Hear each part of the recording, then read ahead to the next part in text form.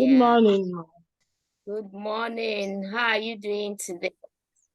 We are fine, thank you. Thank you. All right. So today we'll be going straight to our class, pitching your business idea or pitching your idea.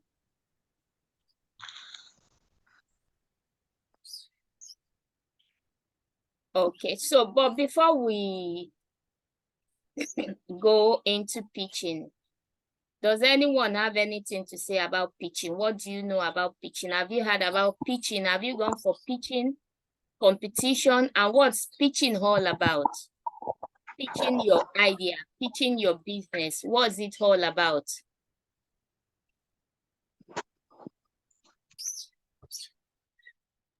I need response, please. Pitching Good your morning, business ma'am. idea. Good morning, Yeah. ma'am. Good morning. Okay, Pitching your business idea. What do you understand by that?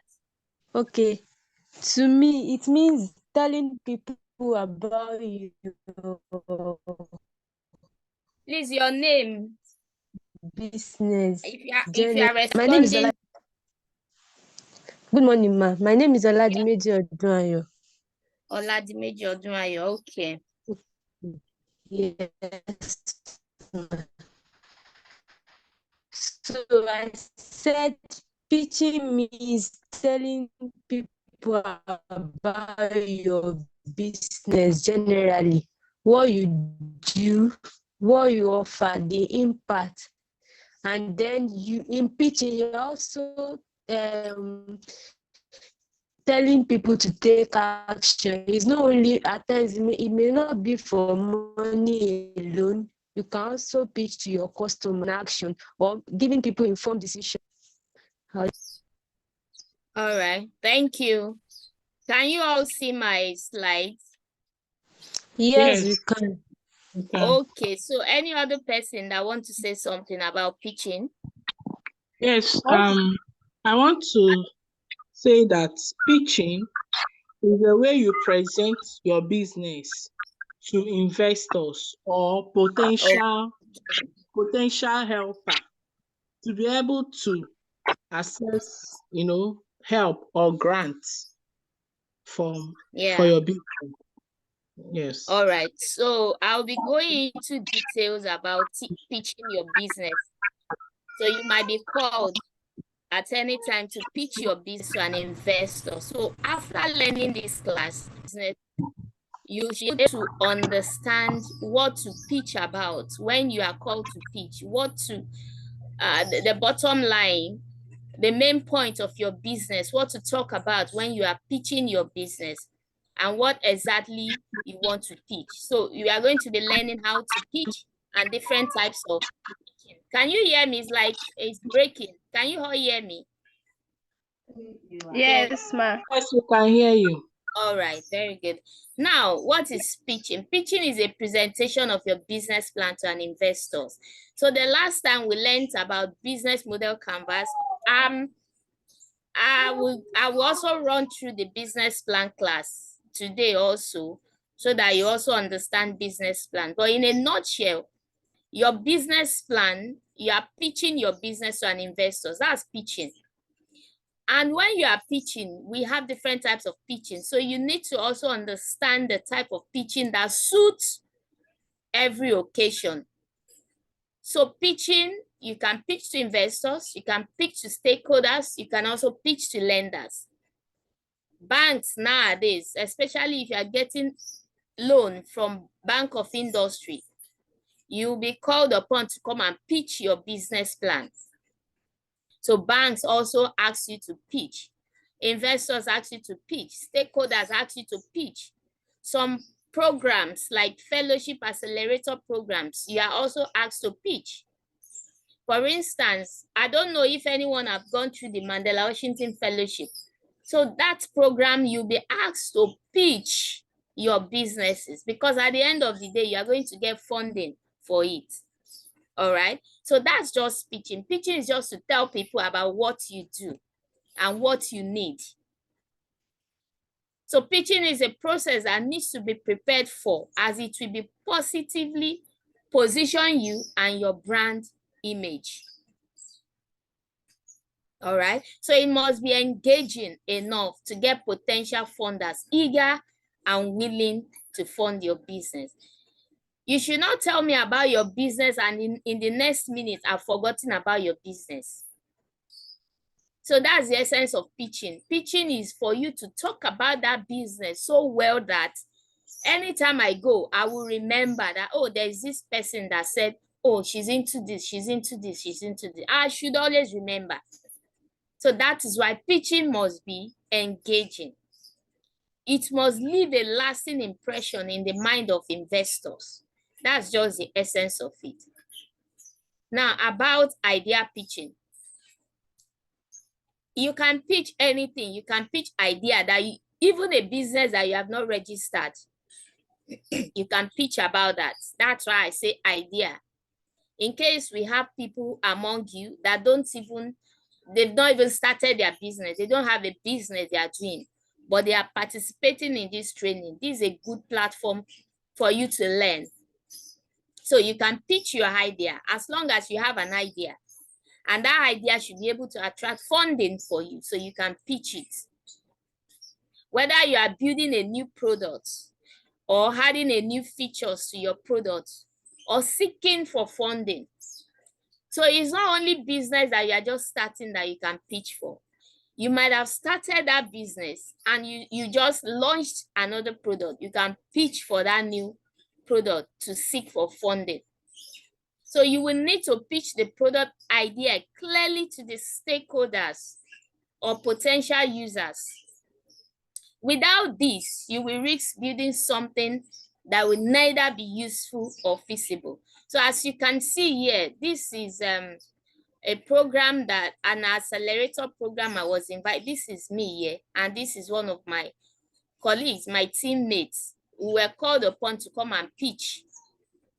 So we just pitched an idea. In fact, we didn't even think of anything. But we said, okay, let's talk about building in Lagos State. Home building on fertile ground and the like. So that was what we pitched. And as you can see me here trying to put up a building, we use cardboard to design this. So that is pitching. You are just to tell people about what you have in mind. So at the end of the day, we meant to get the funding to build a structure. So that's the way it is. So pitching, at the end of the day, you should be able to convince the investors that you are capable and you can do this. So if they invest in you, you surely deliver. Now, what makes a great pitch? You need to understand pitching scope. So you need to be knowledgeable about your business idea in mind. So it's that time to sit down and learn about the available funds and the investors before going to pitch. I tell entrepreneurs, I have a community of entrepreneurs, and I tell them when they reach out to me, I've been called upon to come and pitch and the like. So I tell them which organization is calling for the pitch.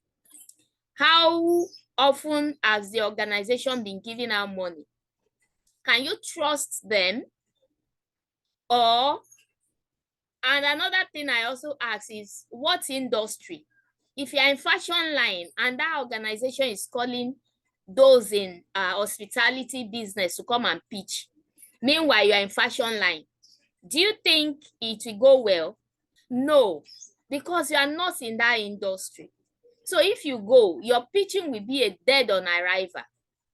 So you need to really understand and have the knowledge of the available funds. How much are they giving? Flourish Africa started with 2 million and now they've increased it to 3 million to give women in business, women entrepreneurs. So you should know how much the organization wants to give. Tony Elimeli is giving $5,000 US.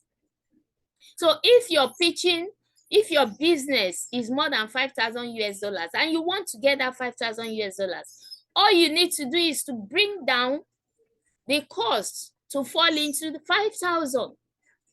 Because if they say they are giving 3 million, they are giving 5,000, and you are coming with $10,000 US funding, then it's a markdown.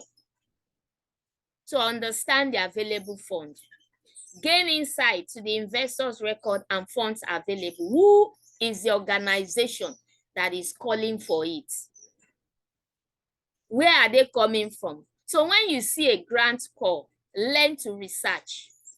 Learn to know who the organizers are. Learn to know what they have done in time past. Don't just send your pitch to those organizations, because we have a lot of, I've also heard from entrepreneurs, their experience, that they just submit pitch, they submit a business idea, and before you know it, they see the same business idea flying. So it is your own duty to search, to gain, to research the organization that is calling for that pitch deck. You don't just send your pitch deck to anybody because you want money as a business owner. Please, let's stop that if you have been doing that. So you also need to know the component of pitch deck. All right. So if that organization give you a template stating the component they want, then fill in those components.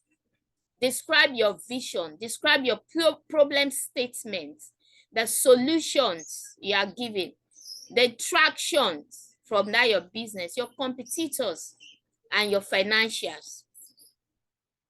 Then, of course, manage your time well. If you are given 2 minutes to pitch, please let it just be 2 minutes. If it is 5 minutes you are given, let it just be 5 minutes. I've attended a pitch session like that, and this guy, we were given 2 minutes to pitch. Everybody pitched within that 2 minutes. And after 2 minutes, this guy was still saying something about the business. And the timekeeper was like, time up, time up. This guy, he still continued. And I wonder who will score him. Because number one, you have failed in that timekeeping. When you've been allotted 2 minutes, focus on that 2 minutes. So if you are to pitch, first ask, how many minutes am I giving? You don't have to say everything in one minute or in 2 minutes. Just pick the point that really matters and pitch it.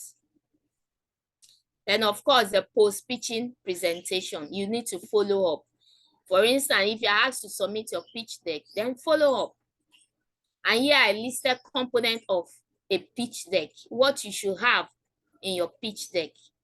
Problem statement, very important. The solution you are solving, your traction, your market opportunities, what differentiates you, that your competitive edge or your uniqueness, your success story, the impact of your business or your work in the community, what you've done before, success story. Then your success story can also be your clients, your customers coming to talk about how they have used your product and the likes. Your competitors, then your business model. What model are you running? Is it business to business or business to customer and the like? You should state your business model. Your team, who are your team members? Who do you have as part of your team? Then your financials, very important. Your financials may be your last year income, your 2022, it can be 2021, 2022, 2023, what you've made so far in those years. That should be in your financials. Then know who you are pitching to. Like I said before, not everybody. You don't just go in front of every investor and go and pitch. One, you'll be wasting your time. You're wasting maybe your resources and your energy, your strength to pitch. So you need to know who you are pitching to. Who is the organization that is calling you to pitch? You need to consider that when you accept an investment, it's not about more money. You will enter into a partnership. So if, for instance, TEF, you win TEF, the first $5,000 US, you are going into a partnership with him because you, of course, you join the alumni community and many other opportunities will come from them after then. So you are going into a partnership with whoever that funds you. So you must perform your due diligence and search potential investors before making your pitch. Don't just throw out your pitch deck outside there, all because you want funding. Research to know your potential investors. So some entrepreneurs try to get in front of every investor despite their industry expertise or firm's investment stage. Like I said, so what stage are you? You might be in that early stage of your startup. Early stage, 1 to 3 years. And investors are calling for 5 years and above. Once you know that you don't belong to that 5 years and above, then you don't need to submit your pitch deck. So if they are calling for 1 to 3 years business, then you submit. So you really know, you need to know who you are pitching your business or your plan or your idea to. And then ask questions. What stage do they invest in? We all know that TEF invests in early stage, 1 to 3 years. So ask questions. Flourish Africa, don't even ask. As long as you're a woman entrepreneur, you have a women-focused business, you'll be funded. So no year. There's nothing like 1 to 2 years or 1 to 5 years or 1 to, ask questions. If you're in the earliest stage of business development, you won't receive growth equity, which is reserved for mature companies that need capital to expand operations. So you need to know where you belong to. Enter a new market or acquire another business. Ask questions. Before making your pitch, you should have a rough estimate of the money and resources you need to launch that your business. How much does your business worth? Most investors ask, do you really know how much does your business worth? You need to make a rough estimation and then align yourself with your investors who can help at that particular stage. Research. What's the investor's track record? How often have they been doing this? You need to ask also, research to know how many years they've started this. Dig deeper into the investor's experience and investment history to determine the types of company they typically finance. Like I said before, maybe you are in fashion line and the grant call you hear or you see is for agribusiness, then why apply? You don't need to apply. Also research the background knowledge that they might already have and whether your personalities meet with theirs. Okay, so what industry do they invest in? Several firms focus on specific sectors. For example, Rethink Education. This is a venture capital funds that invest in early and growth stage education technology startups. So if you are in education space, this is one organization that you should look out for. And if you are in early stage, either in early stage or growth stage, they have funding for you. So these informations that you research will enable you to modify your pitch and determine if this is the right person or fund to partner with. Right? So knowing the types of companies a firm invests in can help you tailor your pitch and zero in on their presumed priorities. So don't waste your time submitting your pitch to the industry that is not calling you to come. All right. Okay. So question before we continue. From just a few points I have, yes. Hello, ma. Yes, please. My question is when you are pitching your idea, like, is it necessary for you to like represent something like the one you showed on business, building construction? You showed something physical to see. Now, what if you have your business, but you don't have what to showcase to people to know what you are going to do, but you have the idea to what you call expatiate yourself on? All right. So it depends. It depends on the organizers or the investors. So if All the right, ma'am. investors, if you are pitching your idea, if it is well communicated, you might not need to display the product or showcase anything to investors. All right. But some investors will ask you if you have a prototype of your business. You have to tell them, oh, you have a prototype or you don't have a prototype. So either which way, they allow you. So what you just need to know is communicate with the investors and know what they want. Most especially if they are calling for idea, they don't ask to come and demonstrate or show or showcase or whatever for them to see.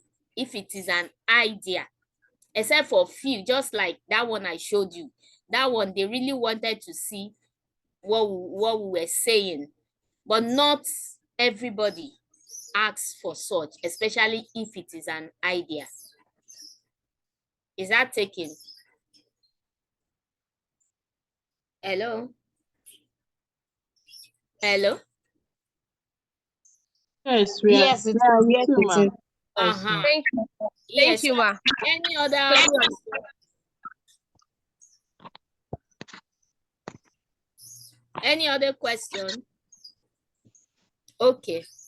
So consider how you are presenting yourself, not simply your idea. The way you carry yourself, your charisma, your dressing, everything matters. So although your This is ideas all and from skills before. matter, your personality is equally as important. Investors also want to know they are entering into a partnership with the right people. So they want to have a good perceptions about your character and trustworthiness. Investors want to know whether the founders have worked together before. That's when you have two founders or three. So they want to know, they want to also see maybe there is this team bonding among the three founders or two or thereabout. Investors are also watching in case you are invited to pitch and two of you were invited to come and pitch that same business. So investors will watch. They will also watch if your startup hires have complementary skill sets and whether you'll be flexible, open-minded, and willing to embrace different perspectives. If you are pitching and they are watching everything about you, they might come in with suggestion, advice, and mentorship. So they want to know if you are the type that is open-minded, that you want to accept different perspective, view to that your idea. Your attitude matters. Think about this. As you prepare your pitch, if investors poke holes into your idea, will you get defensive?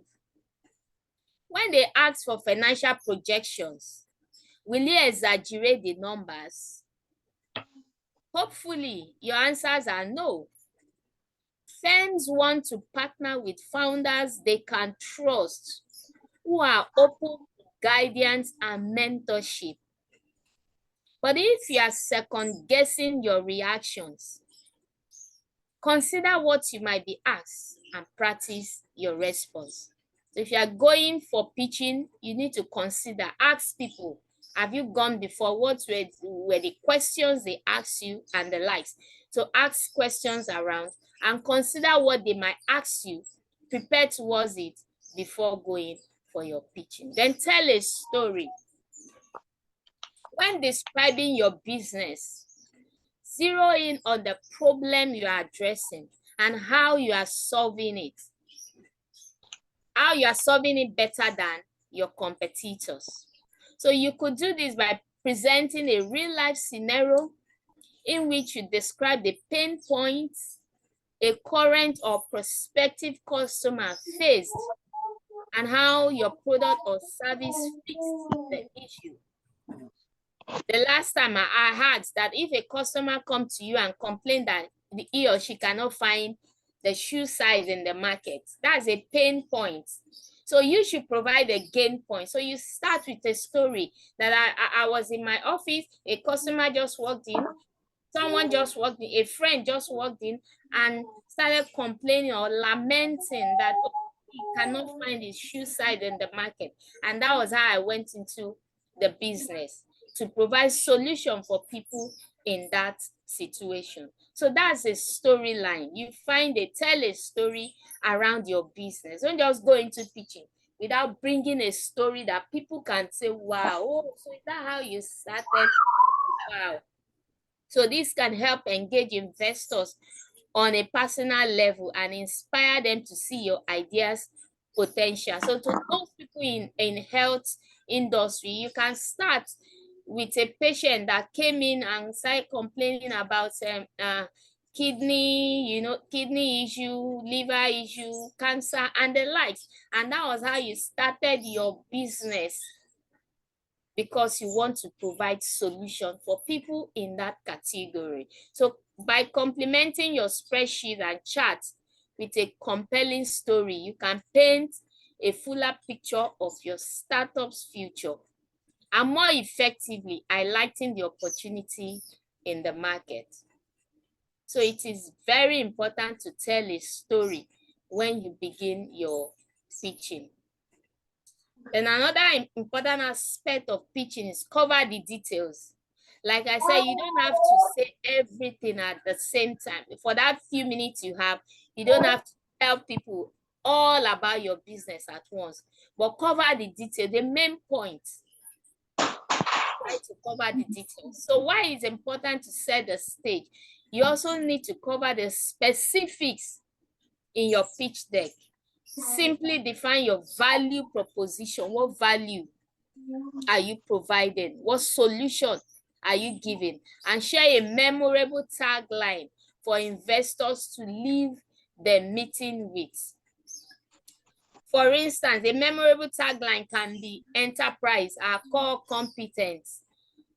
So if they hear enterprise, our core competence, they look at you that, oh, this entrepreneur, oh, this, or when you hear a tagline like my bank can hide, you know them, right? So you should have a tagline that really will stick in the investor's memory. So convey the opportunities in detail, the size of your markets, then your plan to attract and retain customers. We learned all this in the business model canvas. Then how can you create barriers to competitors? You need to cover all the details in your pitch deck. Okay, then state your plan. This is me also. In Ghana, I was invited to pitch. This is Ghana. I traveled to Ghana. All right, so after pitching this product, confectionaries, cookies, I went with it to Ghana, train, empower women to do confectionery. So anytime I have the opportunity to pitch, I pick their products and pitch it and go with it. So even after pitching, this guy, one of those investors that came around, he came out to see the product I was, when I was pitching, I didn't hold any product. I just displayed the product outside. So after, the guy was like, oh, this is your product that you talk about. I want to come and see. So he came, and also he advised that, oh, why traveling with plastic instead of pouch? And I got another thing from that, because another advice from him. So that's the way it is. So plan to monetize the business. So when I was saying we empower women on how to make cookies, how will they monetize the business? So my plan was that we'll supply all these snacks into supermarket and the like. So if you are pitching, you state your plan on how to monetize the business, whatever business you are doing. How do you want to make money from it? Okay, how do you want to make income? So the amount of capital invested required, how much is required to invest in it? Okay, so in general, investors are trying to determine how entrepreneurs think about the opportunity rather than assess their presentation or prediction skills trouble. So most of the time, they are not interested in that your pitch self, but they want to really pick something from you that they want to run with. So they are trying to determine, can we invest in this, or can we just leave this? They are also predicting, they are watching. Investors want optimistic and confident realism. So they dislike projections that are unrealistic. So because they've seen too many companies that miss their targets, why pitching? So you must be realistic. If it is small business, I mean small business that you started with $1,000, tell them that you started with $1,000, maybe that's 1 million naira now. So if you started your business with 1 million naira, tell them what it costs, how much you make, and the likes. Let them know. They want sincere person to invest in. So when they ask such questions, you should be ready to answer. Then show the roadmap. Although you are in the early stages of your business, yes, but investors want to know how they will cash out in the end.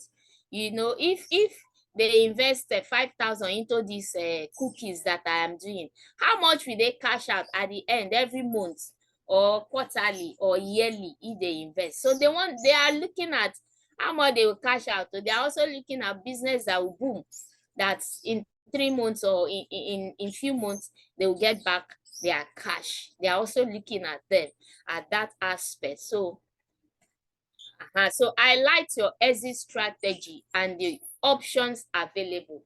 Now let me tell you this exit strategy. Even though you are in the early stage, like I said, but one day we should look at, okay, one day after 50 years of the business existence, after 100 years of the business existence, how do I want to exist? Like exit this business. Do I want to shut down completely, or do I want to hand over?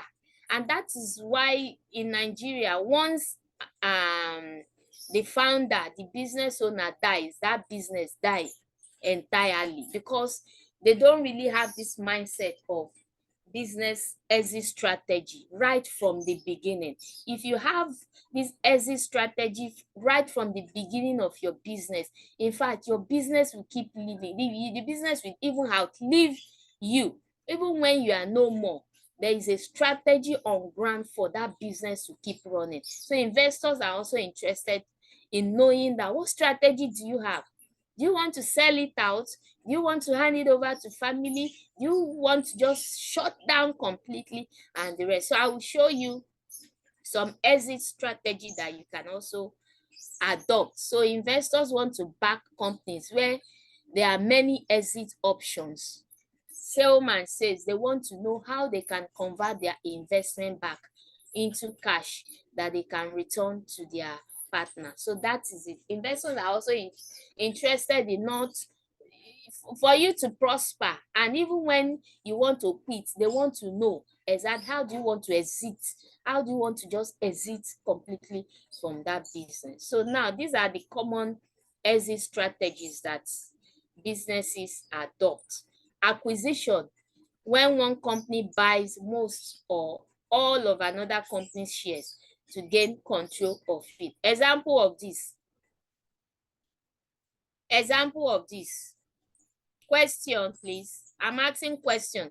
Acquisition. We've seen businesses that acquire another businesses. Diamond Bank and Access Bank.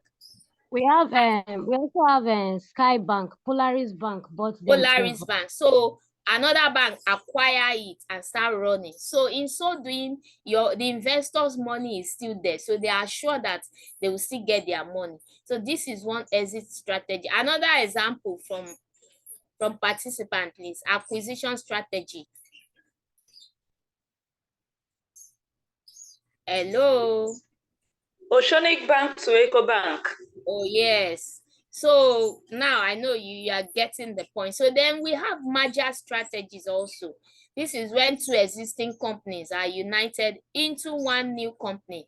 Example of this. Chi and Hollandia. Chi and Coca-Cola, rather. Chivita, okay, and Coca-Cola. Yes. Yes, then what about this ShopRite?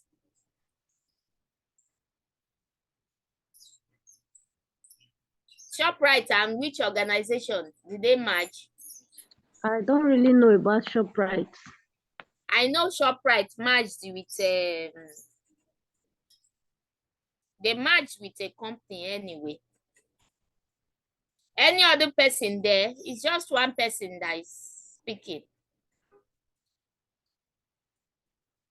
Nobody. Merger acquisition. Access and Diamond Bank. That's for acquisition. Oh, that's acquisition. Yes. Okay. Diamond Bank, Access Bank acquire Diamond Bank. Okay, then we have another one, initial public offering. This is when a private company issues its first sale of stocks to the public and can start raising capital from public investors. So now, if I may ask, in your stage now, just look at it that, okay, I want in the next 50 years, where will your business be? In the next 10 years, where will your business be? And that is why they keep asking these questions. Where do you see your business in the next 5 years? Where do you see your business in the next 10 years? So if you start thinking about this at early stage of your business, you will see that you will be putting structures in place, even for your business to continue and to outlive you. Because the problem with Nigerian business is that most businesses don't outlive anybody. Once the founder of that business dies, that's all. We really need to change this mindset. Honestly. Yeah, so please, now I'm asking now, question time. In your own business, where do you think you want to do? Will you like to acquire or will you like to merge your company in the near future? Will you like to hand over to family to continue? So that you start working in that part. So I only have Oladimeji Odunayo that have responded to my question today. Okay. I have also responded. Okay, you didn't tell me your name. Oh, Okay, sorry. my name is Wow. Okay, so this next question, when you are responding, you tell me your name, you tell me your industry. I want to review some business plan and I'll be picking from those that respond to the class. Those are active in the class. All right. So that is the essence of when you respond, when you answer a question, you tell me your name, you tell me your industry. The same strategy we used the last time. That's the same strategy we are adopting. So at the end of the class, I will send the names of those I'm going to be reviewing their business plan to the admin to share with you. So now my question is, in your own early stage business, just tell me which style, which strategy do you want to adopt in exiting your business? Do you want to hand over to family? And what have you been doing? Have you started pushing somebody into it? Maybe your daughter, your son, into that family, into that business, so that even if you are no more, somebody can continue that business. So that's my question. Do you also want to take the acquisition, the merger, IPO, and the like? So, yeah, 3 participants raise their hands. Can I hear you? hello, ma. Good morning, yes. ma. Good morning, ma. Oluwaseun Fashino, I can see you. Then Yes, Otu, ma'am. you can see her hand. So go on, I'm blessing. I don't Okay. know how to Good raise morning, hand. ma'am. Though. Yes, please, your name. My name is Oluwaseun Fashino. All right. I'm in the personal care industry. Okay. I make cosmetics, and I have, concerning for my exit strategy, I have two things in mind. My first exit strategy is to do a merger with an international company, either a merger or an acquisition, M&A, either of the two, with an international company, where I get to have my products not only distributed here in Nigeria or Africa, but also worldwide. And All then my second exit strategy is to continue to grow along and along. And by the time I reach the age of 55, I get to retire and hand over the company to my children and hopefully go IPO. That's the third strategy, sorry. The third strategy is to go IPO, do a All public right. So offering. now imagine your company. That's one of your exit strategy. What international organization have you been working with? Have you identified? Have you, having relationship with such organization? Because it's not just to say I'll merge with an international company. There should be a process on ground. Oh, okay. Well, I have identified hoping to merge with L'Oreal, because they do also have they do things that go along my line of business, but I'm not yet formed any partnership with them or anything, but it's something I've identified as a possibility in the future. But now that you've advised me, I'll start to work on that now. Yes. Thank you. So it's better you might volunteer with them to start learning about them gradually. So you don't tell them your intent, you understand? But secretly you are learning something from them, maybe through volunteering, or somehow there must be a relationship with you and them, because you don't just come after 50 years and say, I want to merge with you. From where now? Who you be now? So that's the way it is. But there must be a relationship. And it is that relationship that will form that agreement. Oh, I like what you do. And at this point in time, you have grown so much. And I want my company to be merged into your company. So you will both go into partnership, memorandum of understanding. It's not just putting your business name together and say, oh, yeah, keep running. It doesn't work like that. So that's why there must be a relationship gradually. And it might not even be this one that you say now. We never can tell what can happen in the next 5 years. You might have a global investors in the next 5 years for your business now. And at the end of the day, you want to start focusing on those ones that invested in you, so that's the way it works. But if you map up 1, 2, 3 people, just see a way of how you can learn from them. That's how merger starts. All right. Okay. Thank you very much, ma'am. You're welcome. So, okay, yeah. I mentioned names before. So if I mentioned you earlier, please go on and let's hear you. Okay, good afternoon, everyone. Good morning, everyone. Good morning. I'm Otu Misturat Odunayo, Okay. the founder of Idera Store Limited, a leading supplier of beverages, bottled water, and ice block in Lagos. Okay. For me, according to our business plan, in the next 5 years, we thought of having our branches all around the local government of Lagos State. Presently, now we are in Oshodi Isolo local government. So our exit strategy was to hand over the business to family, most especially my children, which I had put in place for them to see how we run the business, how the daily activities goes, so that they can apply technology even in the nearest future. Yeah. So you have to put them into the business. Let them see what you are doing. Yeah. Let them see what you are doing. so that in the future they will be able to handle the business and apply new technology to grow in the business. All right. Thank you very much. So any other person?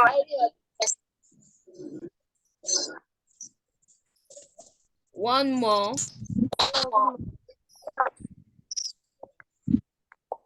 Hello, can you hear me? One more person. I'm talking. Okay, ma. Hello, Yes. ma. Yes, please. Okay, this is Olajimeji Ojoayo. Okay. For me, can you hear me, ma? Yes, please, I can. Okay, for me, I just thought about the exit strategy now. Although I heard about it before, but I was thinking that is it that important? But now that you've informed me in another angle, so for me, I just thought about it now, and I think a good exit strategy for cancer compass will. Oh, we lost that. Good morning, ma. Okay, please, who is there? Let me hear you. Okay, Is my that name is another person or is it same Odunayo? another person, ma. Okay, Nkechi please Daniel. go on. Yes. Okay, my name is Nkechi Daniel, and I run Your Rosy name is Ruffles. what, please? Nkechi Okay, Daniel. Kechi, yeah. So I run a fashion brand, Rosy Ruffles, Okay. where I make clothes for children. My exit strategy, I actually have two in mind. One Okay. is transfer the business to family. Though I don't have any child yet, but if I give birth to one, I intend training the child from a very young age to understand what the business is and how the business will run. Because when you were talking about it, I remembered God is good. Mm. You know, when the father died, it Mm. was the son that picked up the business and even did it better. So the Yeah. God is good is so global today. Mm. So I've thought about it and I'm like, okay, if this is possible, I can transfer it to my children in the future. Then the next one I'm thinking about is merger. Mm. So I've since I'm in the kids space, I've looked at some brands, not in Nigeria anyways. Mm. Like there's one in Ethiopia, Little Gabbies. I've looked at. Then there's another one Kuna. So I've looked at them, I've followed them on social media, I've checked the platforms they are using. I've also checked their e-commerce website to get an idea of how they're running their business. When I'm on their social platforms, I make meaningful comments to show that, okay, I make somebody feel like in the future, this person is interested in having something to do with you. So those are the little things I'm doing in my business currently, so that when the time comes, it will not be difficult to get a headway on how to move on the business. And like you said, maybe probably tomorrow those people might change. I might look bigger. But if I'm to look bigger, I'm looking at Marks and Spencer. So that's the one. So that's it. It's just for you to have the understanding, like you mentioned, the God is good case. So if we are prepared and aware of this, in fact, it will be easy for that transitioning. Okay, let me take Odeleye Modupe. Odeleye Modupe, Good morning, ma. Ebele Chukwu, Rofia, the three of you, before we proceed. Good morning, ma. Good morning. My name is Odele Mudukbe, Yeah. and I'm a CEO of Arix World. Okay. So my own business strategy is to pass the business to my family. Actually, I don't have a kid yet. Okay. So, but I let my sister to know much about my business. Okay. And in the next 3 years, I'm looking my business to be more like entrepreneur, to have a lot of brands in the world, worldwide. So because I'm also into import and export, China. So and I collaborate with Jumia and Jinji also. Okay. So in the next 3 years, at least I should be able to have, let's say, another brand Mhm. All right. That's Another brand. So what are you doing in regards to that? What are you, so. where Actually, the movement I made now is to actually have more knowledge about import and export, okay. because I don't want to be in ordinary Nigeria made wares. Mm, So I move on with import and export also. And I'm also wanted to collaborate with Dubai's wear, okay. so that I can get more knowledge with it. All right. Thank you very much. Thank you very much, ma'am. Yeah, can I have Rofia? Are you there? Okay. Raising my hand. Hello, ma. I've been raising my hand, though. What's your name? I'm Nneka Amafo. Yes, ma'am. Good Okay. morning, ma'am. Neka, please let's have you since Rofia is not responding. No, I'm here, ma'am. I'm already responding. I was trying to Okay. unmute myself. Yes. Okay, please let's have Yeah, you. all right. Thank you so much, ma'am, for the opportunity. I really commend what you have actually put. I've learned so much from what you have said. I really appreciate it. May God continue to increase you in knowledge, ma'am. And Amen. the organizers too. This is a very great avenue to learn so much. And now on what you have had that, okay, the exit strategy. And well, mine is what's it called? I'm looking at margin because basically for now I'm into food business, the Royal Catering and Events Management. So there are several events management. It's just trying to like, okay, add value, add more value. How do I make my own brand unique? Aside, there are several other catering events, event managers that actually do the, but how do I make my own unit? Is like, okay, maybe making sure that I cater for the needs of people, like especially those that are the busy mothers. They have challenges with maybe managing their time with managing the children time and food, and most of the time food is one of the major things that causes problem in most families. So when I'm able to like come in with that, what's it called? Provide food for, okay, maybe make their breakfast or make stew for them, make sure they have dinner. Most times, most people don't take lunch, they just take snacks for lunch. So if I have the breakfast and dinner ready-made for the family, like a family pack. So most busy mothers will not have issues with food. They will just be okay, be able to manage their children and their career. So food will be out of their challenge that they will need to manage. And also looking into how to exit it, well, presently, I've been carrying my children all along. They are when we go for events or maybe even while preparing the food and all of that, they're always aware. And some are even boys, some boys have already started showing interest that, okay, this is a good thing. So that's the line I'm actually looking into, that, okay, involve them and even some of my siblings too, that like catering and some other buying and selling, because we sell some other like a store. So those products, so just like having a supermarket, and so I'm still trying to like, okay, carry them along. That's the strategy I have for now. And hopefully we're thinking of, okay, maybe having more branches. We have just one branch now. So in the next 5 years, we should be able to expand and have more branches in future. Thank you. All right. Thank you. Yeah. Okay, so let me take Ebele Chukwu, if you are there. Yes, I'm here. Good morning, ma. Good morning. God bless you for the wonderful teachings you are teaching out to us this morning. Thank you. So, once again, my name is Belle Chukwu, and I'm into fashion business. Okay. So I run the Lights Fashion Home.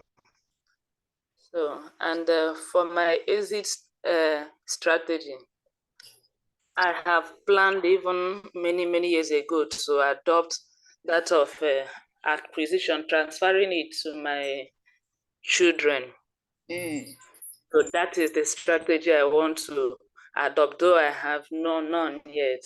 But my intention is that when I have a female child, that I will replicate myself in her, so that when I am old and she will be the one to take the fashion business to far and near where my strengths cannot reach. So that is my strategy.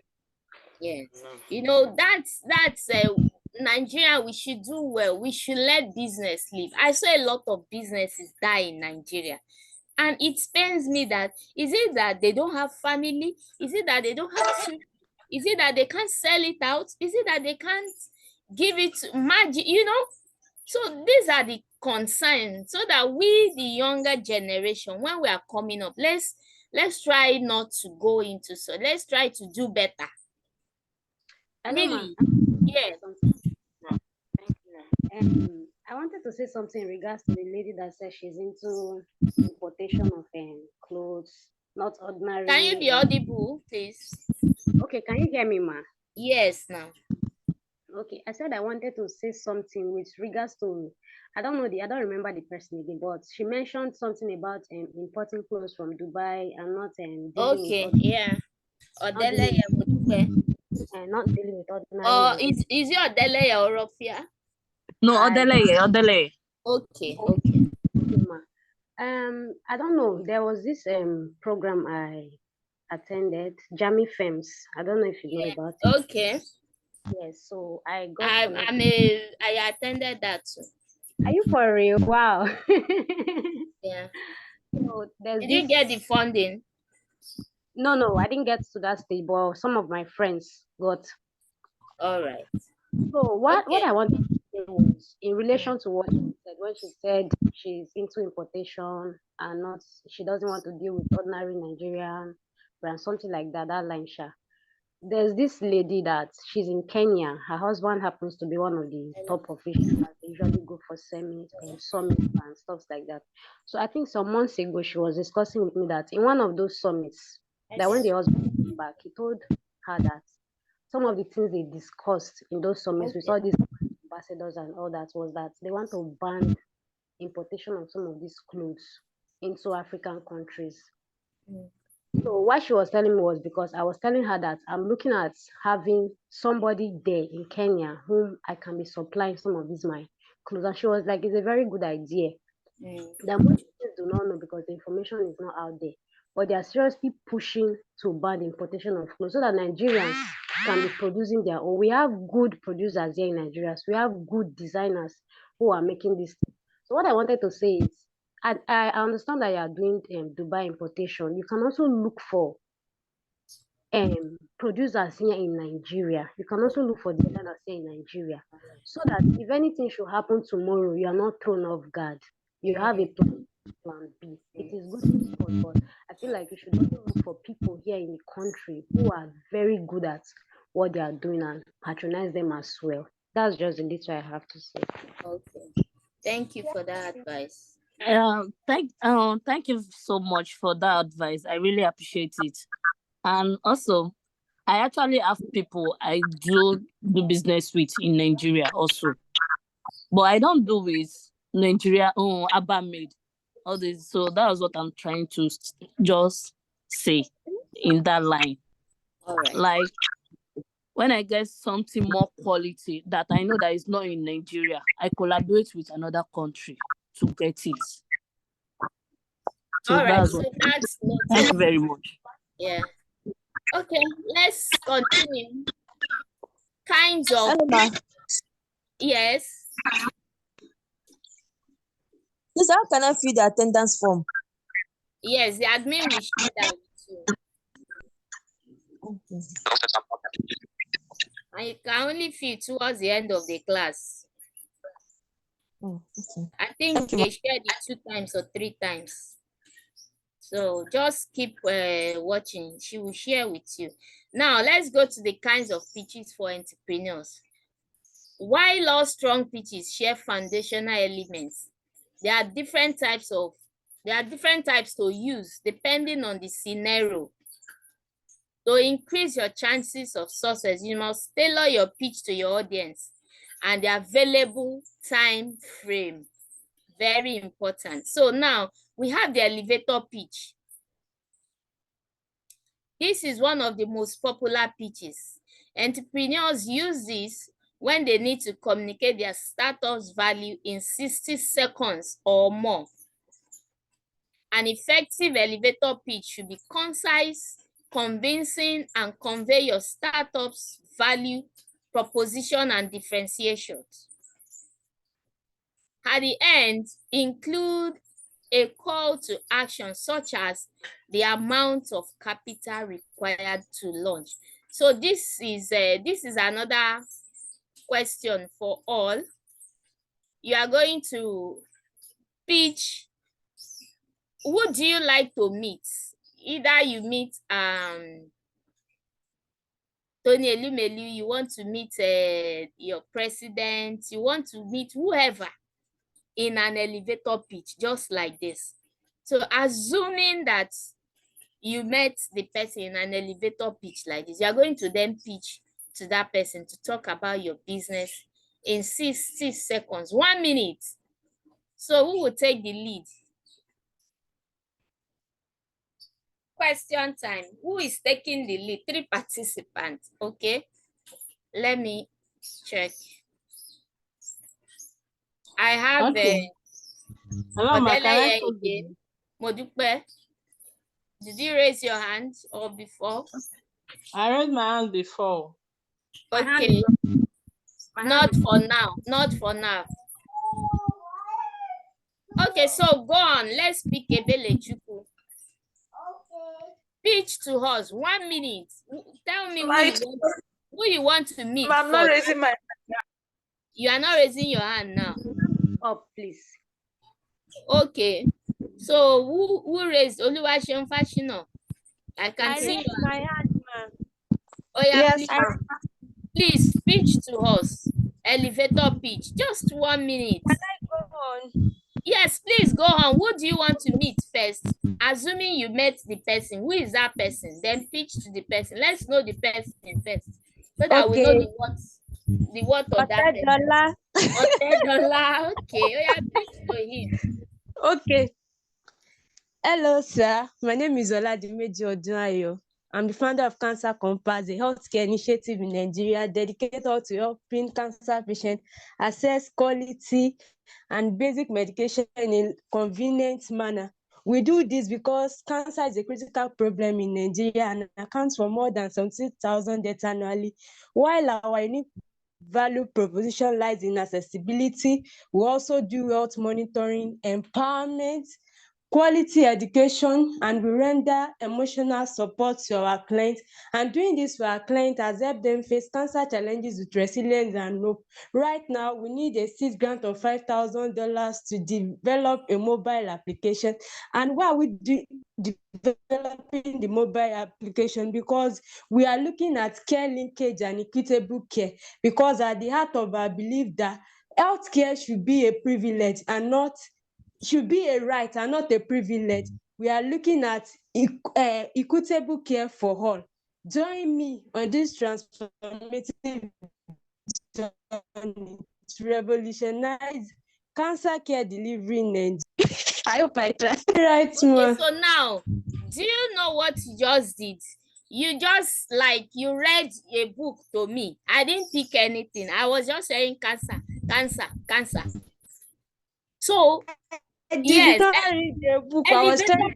I'm looking at my timer. Let me tell you how exceed to catch his attention.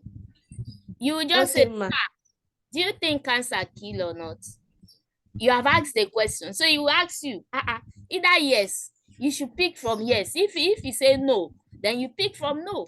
First, you catch his attention. After say, good day, sir, my name is this, that. Do you think cancer kill? He will look at you first. Why are you asking me this now? Do you get it? Yes, that's a narrative. Start with a story. Catch their attention. Because he's running. He wants to go and catch a flight. So he doesn't have that time to start listening to all those things you are reading. He doesn't have that time. So you start, do you think cancer kills? So he will first of all look at you. Do you know what you are saying? Then you've caught him. That is when you now say, in history, cancer this, cancer that. You start from data. Do you know that some 50 people, 100 people start with data, die with cancer every day? You will say, Then you will start. I am the founder of so organization. This is what we produce. To avoid that, I want to bring health. You don't go into a book. Just short. At the end of the thing, you say, wow, this is nice. So how much do you now think you will need for this? It must be engaging. It should ask you questions. It should look at you with rapt attention like, wow. So the way you started saying all those things, it's going, oh, you know that it's going. You're just, the elevator is moving. So once it gets to that, the 5th floor, he press the elevator and move on. At the end of the day, you didn't make a point because what you said did not enter into him.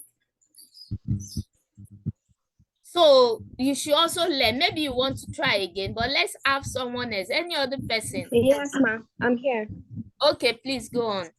Yes, my name is Oluwaseun Fashino, and the person I would like to have an elevator pitch to would be Mrs. Florenshaw Alakija.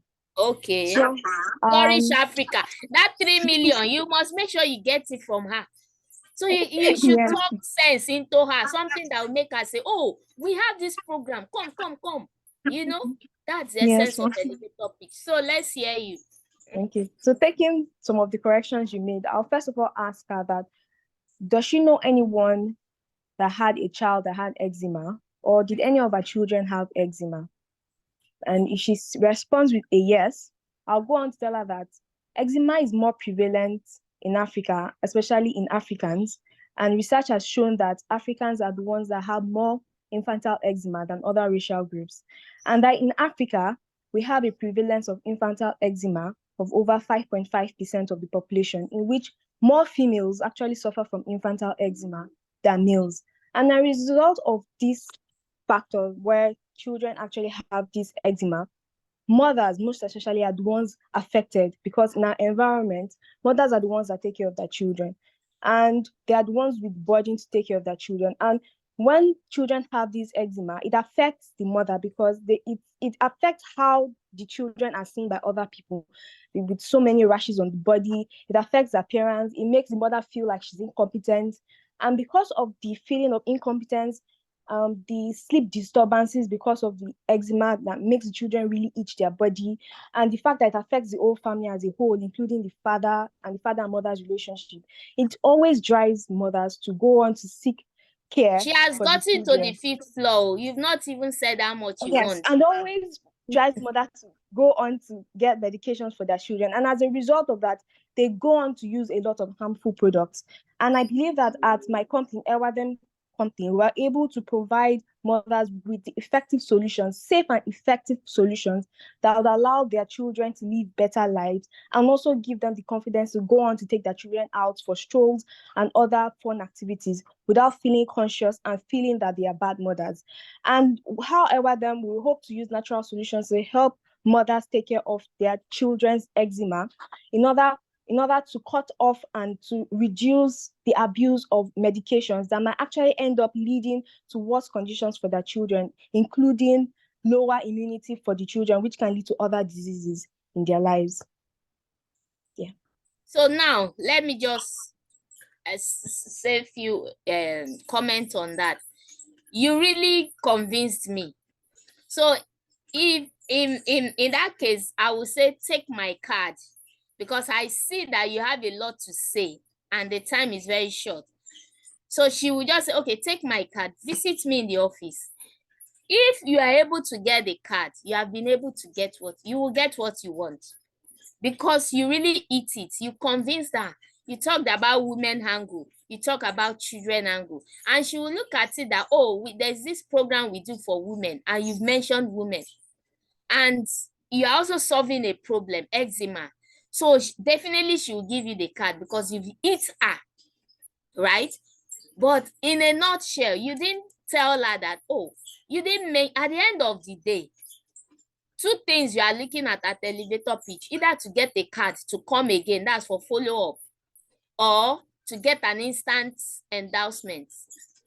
Those are the 2 things you must be looking out for at an elevator pitch. So if you meet anybody at the airport, anywhere, your point is to sell that your business idea in 60 seconds. You must get the business card of whoever you meet. But you really did well. Thank you very much. Any other person? Elevator pitch. Ma'am. Yes, please. Yes, ma'am. Okay, ma'am. Thank you very much for this opportunity and all the teachings you have been teaching us since this program began. So You're welcome. my name is Neka Amafo. I'm into telehealth medicine. So Okay. okay, I would like to also pitch to Flourish Africa. That's Mrs. Flourish. Okay. Okay, let me start my elevator pitch like this.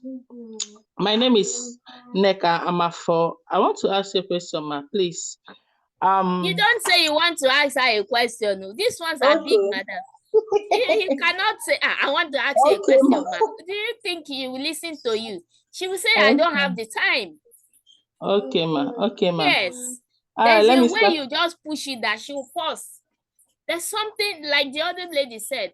Have you heard about eczema? Or do you have someone that have eczema? She will pause and look at it. For instance, if she has someone at home, she'll say, like, how did you know that I have? So something that will make her to look back, pause, and say, is like what you are saying is making sense. So you don't say, I want to ask you a question. They don't have that time. And they are Okay, mature people. You understand? okay, ma. Let Azuka, me you try met it. her at the airport. Good day, ma. How are you doing, ma? Can I help you with your bag? I'm into this. So, something Okay, that will make them look at you okay, ma. because they are rushing somewhere. Either in an elevator, they are going for a meeting at 10 and they don't even want that your talk to delay them. So it must have something that will make them say, wow, this is nice. Anyway, I don't have time. Take my card. So Okay, ma. let's hear you again. Okay, ma. Hello, ma. Good day, ma. I am Neka Amafo. I'm the CEO of Healthy Pulse Telehealth Medicines. Ma, how many people do you think die every day because of lack of accessible healthcare and You can say, self-medication? do you know that people die every day because of lack of accessible health? Instead of how many people do you think? You are still asking that question. Okay, okay, ma. We are all learning. Yeah. Okay, Do you okay, know? okay. Do you know, ma, that many people die daily because of lack of accessible healthcare and self-medication? So if she's Yeah. interested, she will say research from where? How do you validate that? That is how, even if they ask you question, you should know that they've given you attention. Attention. Okay. Yes. You understand? So Okay. it depends on how you come in. Okay. Yes, so go on. Okay. At Healthy Pass, we use telemedicine and home health care to reach out to people in remote places and people that has no or low money to attend to their health issues. We have people come onto our platform to seek for doctors' consultations, medications, and advices about their health, most especially people that are from rural places and they are low income earners. At telehealth medicine, we're also into elderly care, immunization to prevent illnesses, vaccinations. We are also into contraceptive to help to cope unwanted pregnancies. At telehealth, we are also into mobile laboratories and diagnostics. So we also need more of we also need to reach more people in Nigeria, especially in rural places, to be able to access our online health portal. Doing this, it will cost us about 3 million naira to reach out to people through internet and to provide accessible and affordable health care. Thank you. All right. Thank you. Can I have one more person before we then proceed? Good morning, Okay, ma. I would like Good to go. morning. Okay, can I Hello. go on? Yes, please. Who do you want to meet? Who? So Yes, then Okay, you should. Alakija. I would like to Alakija. pitch too. Everybody wants to meet Alakija. Okay. Okay, I'll go on now. Yes, Good day, please. ma. Good day, ma. My name is Precious Ojutao. Did you know lots of African women either go into business or full stay-at-home housewives? Or do you know there are lots of unemployed youths roaming out there without jobs and don't have handwork to boost or support themselves and their family? Well, I'm Ojita Precious, CEO of Goat Couture. Goat Couture is a unisex fashion design brand where we make lovely outfits and train people on how to start their own fashion business. Right now, we are looking at empowering youth and most especially women that have no jobs or rely mostly on their husband as a source of income, because from research, I've noticed most women rely on their husband to take on all the responsibility of the home and are not making any impact. So this project would like to train people at low cost, most especially 50% of the cost to train for normal training. And we look forward to support to get more machineries and expand to be able to carry on this project. Thank you, Ma. Very lovely, simple and short. And you know, she's empowering women, funding women. So once you come in with that women angle, empowerment and the likes, you just get her. So that was nice. Thank you very much. So let's proceed. Now we also have the short form pitch. The short form pitch is not like the pitch deck. Pitch deck is just elevator pitch, sorry. That's 1 minute pitch. But this short form is longer. This means summarizing the most important elements of your business in a way that makes them want to hear more. So you are highlighting the market size, how you create barriers for competitors, your plan to monetize your business, and how much financing is needed. Short form pitches can run from 3 to 15 minutes, usually done live with either PowerPoint or keynote slides in the background. So the lady that asked the question from that my pitch with that my team member, so we use the short form pitches, a 15-minute pitch, and it was live. So that was how we were able to demonstrate with those things that we have. So you need to find out which template they're asking you to come and present with. So if it is live or virtual, or you need to showcase whatever you have to talk about, you just find out from them. So if you are pitching in a competitive setting, know that any length requirements, note any length requirement from them. These shorter pitches can make investors interest and earn you the chance to present a long form pitch. So if you get it right from that elevator pitch and you're able to get a card from Alakija, then the next thing she will ask you to do is, okay, send in your pitch, a 15-minute pitch deck. So once you are able to also scale through that 15-minute pitch deck, oh, very good. Definitely, the next thing is to review the fund available for you. And when in pitching, you need to introduce yourself in your presentation. This really matters. One of the best ways to introduce yourself in a presentation is to share a punchy elevator pitch. So you can have something like this, just very simple, put your name and the lights, your team, your projector, everything in one page, and everything will be in one page like this, depending on what they want from the organization. So mention your name, your affiliations, and your team. Start with introduction basics, then explain your solution. Describe your success story, define your target market, explain your plan for customer acquisition, outline your competitors, describe your business model, and provide your financial projections. Short form. Then we have the long form pitch. Sometimes entrepreneurs are fortunate enough to have more than a few minutes to pitch their idea.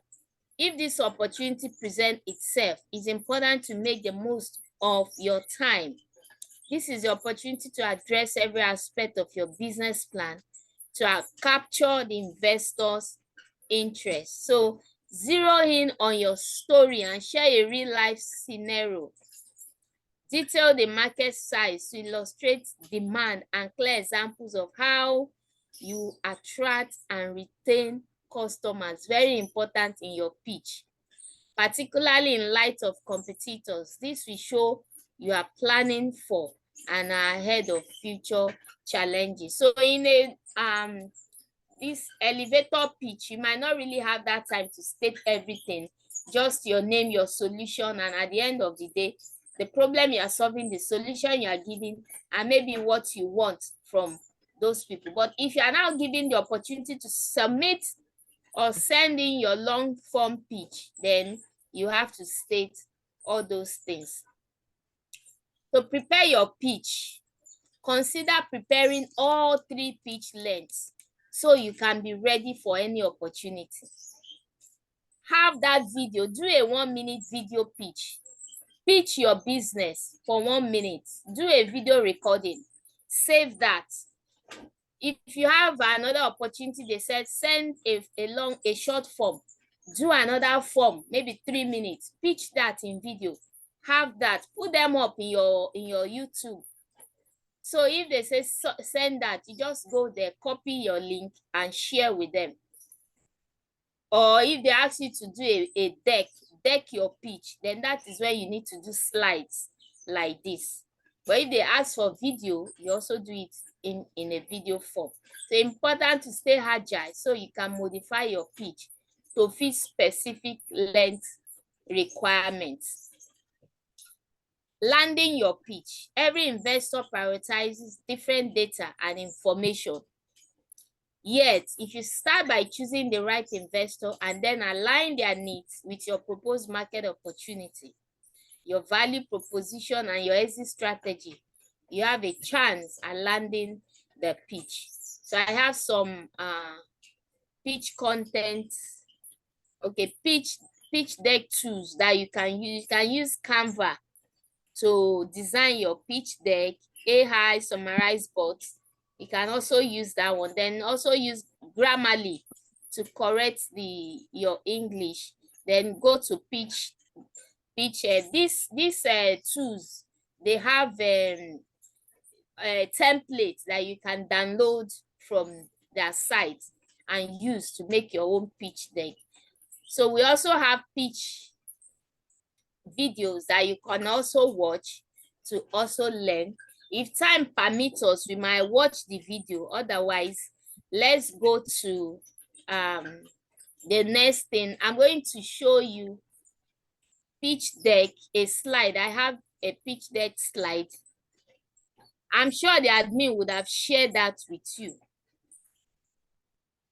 Yes, it's on the WhatsApp group. Yes, so let me just walk you through that pitch deck, that template. So that is what you be use. By the time you go into your group session, you will use that pitch deck to present your work, the assignment I gave you the last time. You are going to present that in that PowerPoint presentation using that pitch deck. All right.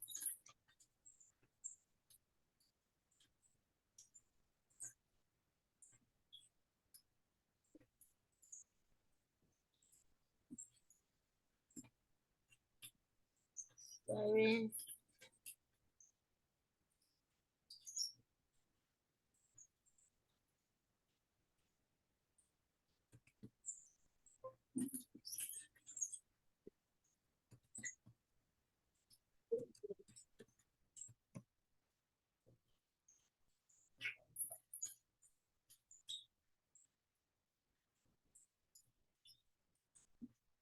Okay, so let me.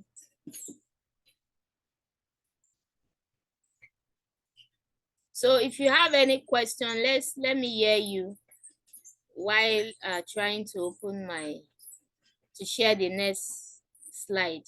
Any question from what we have learned, to someone to summarize what we have learned so far.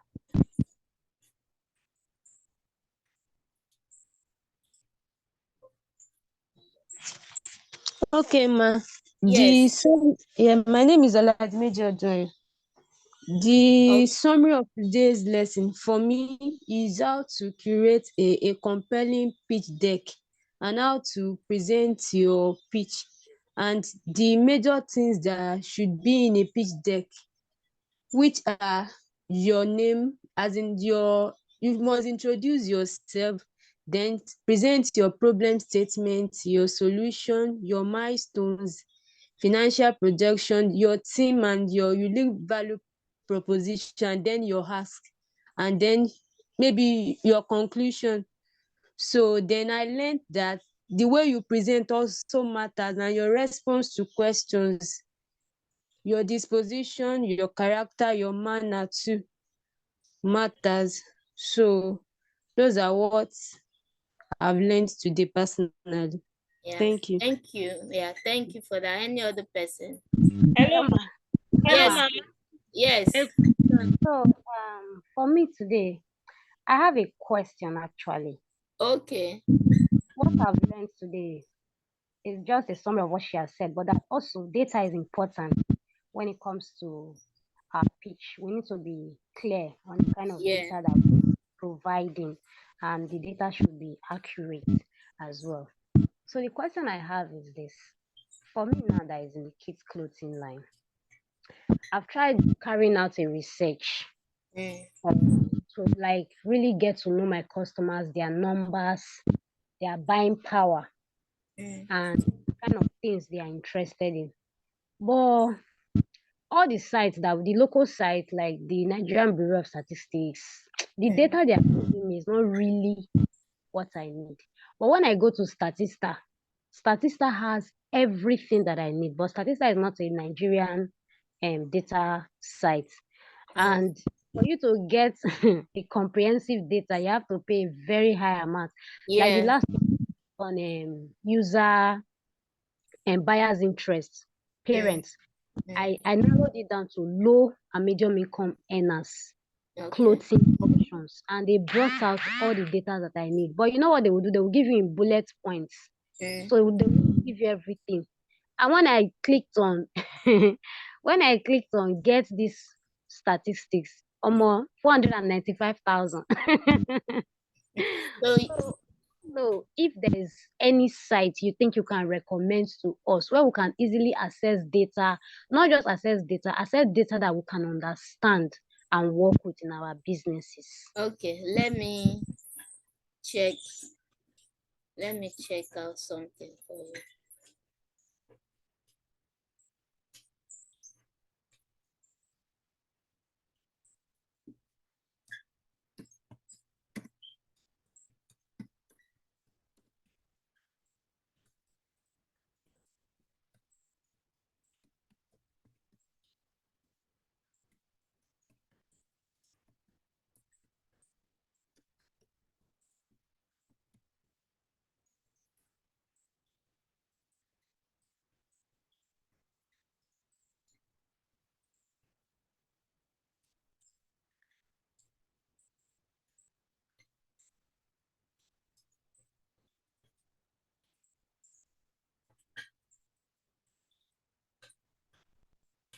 All right, so the sites I have here too, they are still not Nigeria, they are still global data platform also, like the World Bank Open Data. Have you checked anything on that site? World Bank Open Data. Okay, please, can you share it with the admin so that they will share it on the group for everybody, please? Okay. Thank you, ma. Thank you so much. All right. Okay, I will share that. Let me see if I can. Okay, any question before we continue? Then we Yes, have ma'am. data.gov, United States, data.gov. Yeah. Okay, yeah, your Yes, question. ma'am. My question I want to ask is in a competition, if we are applying for like a pitching competition or a grant where they are giving two things I want to ask is where they are giving grants but based on levels. So they've already stated that maybe the first person get this, second person get this, the third person get this, fourth person get this. And then for the second one is when we are having like applying for grants that fund. So you drop some money and they will drop some money. How do we go about it? Is it that when we are applying to do the pitching, do we apply for the first one? Do we apply for the first place position in mind, hoping to get the first place position in mind, or do we apply hoping to get the last position in mind? And then for the Okay. matching fund, do we apply using the money that we have at hand that we hope to match with, or the total sum of money that we're going to get, including the one from the organization? Okay. So let me start with the matching fund. If you see any grants that they say matching fund, you need to get the same amount they are giving as a matching fund. For instance, this Wema Bank fund, maybe the application is not out, but as of last year, they had a matching fund that they provided for entrepreneurs, fashion line, agribusiness, and the like, 6 million naira. But you must also have 6 million naira in your account to match that fund. That's why it's called matching fund. So if it is 1 million they are giving, and you hear matching fund, you must provide 1 million naira in your own account. That 1 million naira must be there. I remember a friend that got it. She just reached out. She wants money to be in that account. So she was asking people to just put money in her account up to 6 million, so that she'll be able to get the 6 million grant from Wema Bank. And that was what happened. So if it is, I've also pitched for matching fund, $10,000 like that. So you also need to get $10,000 in your account before they will be able to release that 10,000 funding to you. So if it is matching fund, you must get equal amount. But if it is a grant call that they say first winner will go with 500,000, second winner 250, third will go with 150. The way they run those competition is not like they have one you want to go and go for the third competition. No. If you are going for a competition, you want to win now, you want to be the first.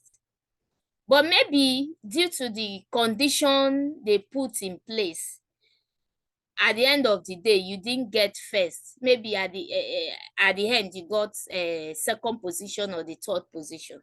So if you are going for a competition, you are going with the mindset to get the number one. I just did one competition with FCMB now. They are giving 1 million naira to 5 entrepreneurs. But the criteria, you have to go through lessons, tests, exams, and many things. Attendance, and all those things, they summed up, and I discovered that I didn't even meet all the criteria, because there are some days I didn't attend, that there are still some times that my score didn't really meet up to what they put as a benchmark. So at the end of the day, I didn't fall as part of those that got the 1 million naira, even though I got 250, the initial one. So when they call for competition, find out what they have in place, because most of the time the benchmark for that competition is what some people might not really like.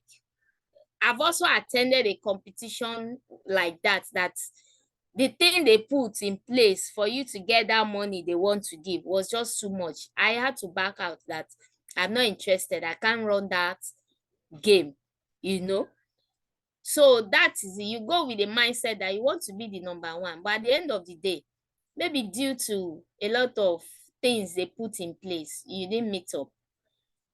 That's the way it is. So you don't go with the mindset to come as the last person, but the first person. But you just need to work hard to meet up. That's the way it is. If I've answered your question. Hello, ma. Hello, ma. Hello. My question is similar to that, but hello. Yeah.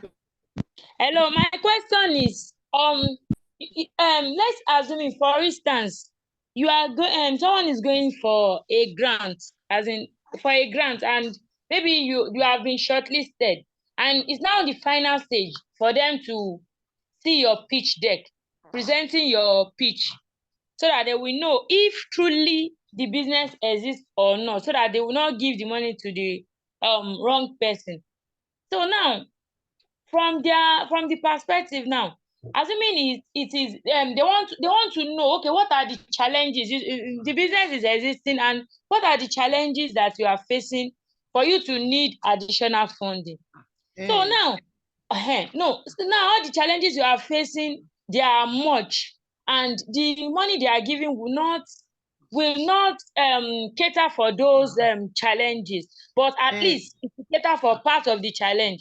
Are you to is someone going to put everything that you need, that is the sum of everything? Let's assuming it is 300 they want to give for a particular grant in order to support, to accelerate the business, and you need like 1 million. Is it that you plan the business deck to suit the amount they want to give, or you put what you need and they will know that, okay, other challenges are still there, then you cater to See, one let me tell you with experience, if you put what you need, they just cancel you, write you off, bye-bye. But if you put what they want, they are giving 300,000. Okay. So you are then putting your need for 1 million naira. Okay. They will cancel your own. Behold, you will have a lot of people that will also put that will even put 200 self. Okay. Yes. So if they call for 300, put your challenge and your need to be 250. Okay. Yes. So even if what I've learned in applying for grants, if they say they are giving 10,000, I will do 4,008 or 4,005. All my needs 4,005. Just give me 4,500. I'm okay. So that's the way it works. So when they call for exact, don't overshoot it. Otherwise, they will not take your own. They will go for the ones that pick the exact amount that they want. That's the way it works. Hello, ma, please, can I say something? All right. Like for what she said, I've experienced it too. In that my case, they had earlier told us that there will be investors on ground. Okay. So what I did was I prepared 2 different pitch decks. Same problem and the same solution. Then for the first one, the one that I was applying for, I put the actual amount. Okay. Then for the investors on, I had to put the real amount I would need for the business. Should there be an opportunity for me to get investors, I can just quickly pick up the slide and show them what I get the money for. So I think that's what she can do. If you're applying for grants, try to find out if there are investors on ground. And prepare 2 different slides. Then for the other girl that was talking about which type of mindset would you have? Me, from my experience, I would say have the mindset of winning, but also have the mindset, even if I don't win, let me be at peace with myself. Because my experiences with some of these grants is you'll be thinking that you will win. No? The way the judges will be hyping you, talking well about business, giving you good comments, good commendations. But at the end of the day, you'll find out that you are not the one that is winning the money. Now, there was one, this Access Bank woman premier. Okay. 5 million. That one is just for one person, but you enjoy the MBA now. Yes. So when we were in the class, we were looking at a particular lady that we were saying, this lady is going to win. This lady is going to win. But lo and behold, the lady did not win. It was somebody else that would not even imagine that won. So imagine if that had already carried this in her head. Somebody can carry BP because of all those kind of things. So yes, now. Just have the mindset that anything can happen. But then when you are going, tell yourself that you are going to win something. Thank you very much for that. So can I have one more person, or are we good to go? Okay, so let's go to the... Hello, ma'am. Yes, please. Yeah, ma'am. Please, I would like to ask, just like my name is Rafia Yusuf, I was one that talked about the catering and events management. Like, if I want to pitch my business to an investor, how would you suggest that? You've been suggesting, okay, ask questions and all of that. It's actually very good. So I don't know. I just want you to now give me like a very, from your experience, a very good example how I can really come in to catch attention. Let's say it's a short pitch, not even the elevator pitch. Now, how can I really get the audience to really go with my plan, with my proposal, my pitch? Okay. So as an event planner, you can just start that, events are just it is in two ways. You can start with the negative aspect of the question. Events in Lagos, I don't like the way they organize it. It's just super poor. You know, the person might want to say, have you attended any? You understand? Then you can also say, start from the angle of, oh, I like Lagos, or I like attending events. You want to start a conversation, right? So you have to look at what you will use to add to draw the attention of the other fellow. Conversation is what you are interested in, starting a conversation. And that conversation is not just to argue or to talk, because you have a point. So you are calculative. Oh, you start with, oh, events in Lagos every day, every Saturday is Owambe. Everywhere, party.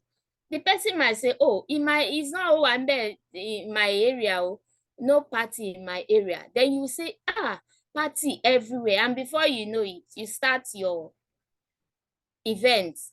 Do you know that in Lagos alone, we have events happening in so industry? In city. We know Lagos is full of Owambe. So you can start with Lagos. Lagos is too much. People are too much in Lagos. So event planners in Lagos will sell.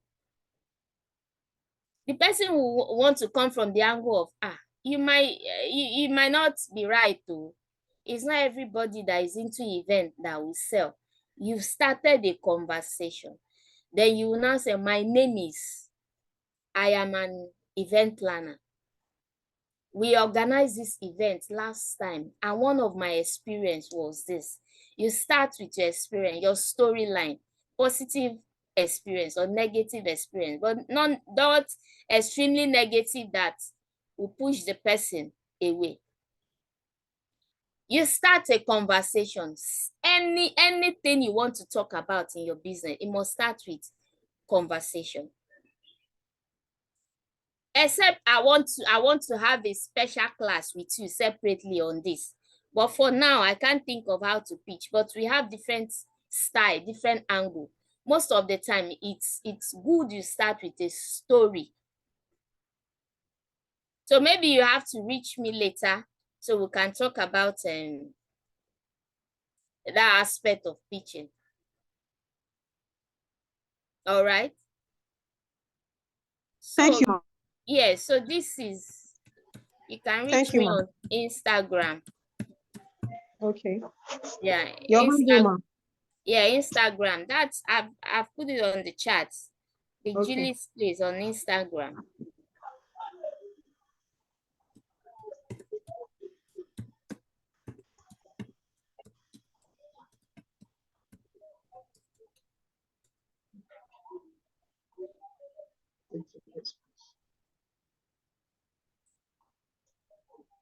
Okay, so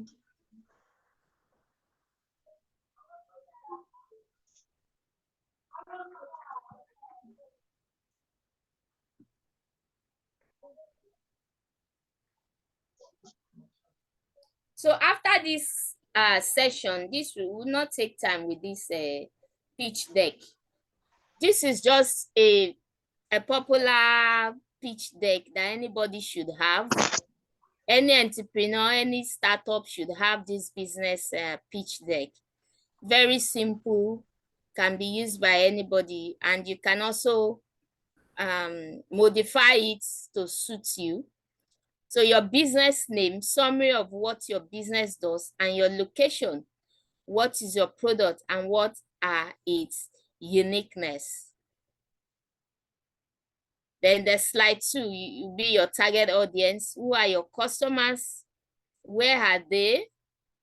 Tell us everything about your customer. So young professionals. Are they retirees? Young professional retirees and the likes. So this just is a template that anyone can use. then modify to suit your business. Then your traction, what's your current customer and production base? How did you start your business? How it all began? Write about how your business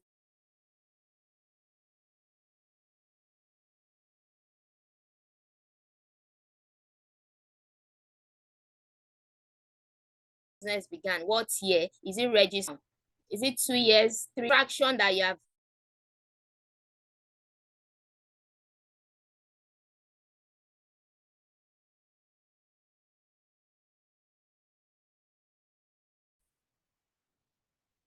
so I built something here for you to use your startup capital, what amount you required, your sources of funds,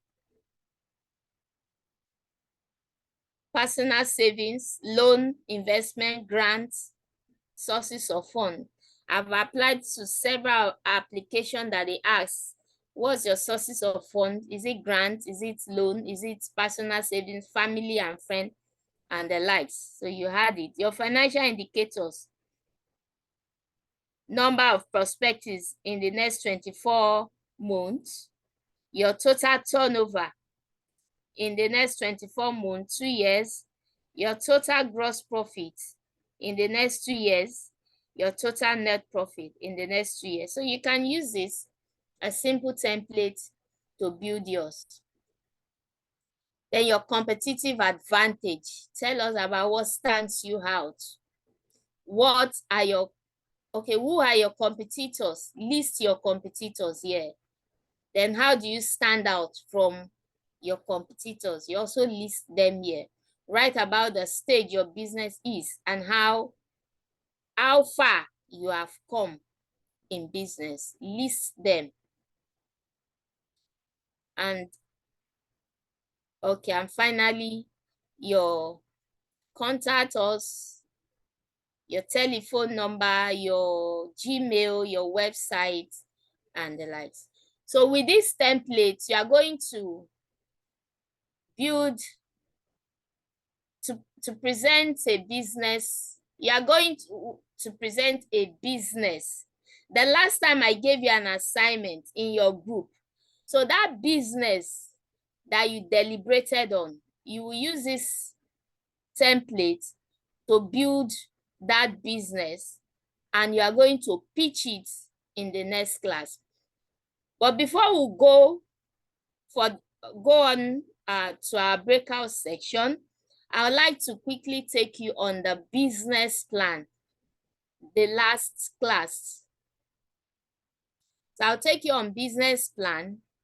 Just, yeah, for the next 1 hour, I'll take you on business plan, after which you go for your breakout section, do your assignment, and come back for the pitching before we call it a day. So let me go get my business plan presentation.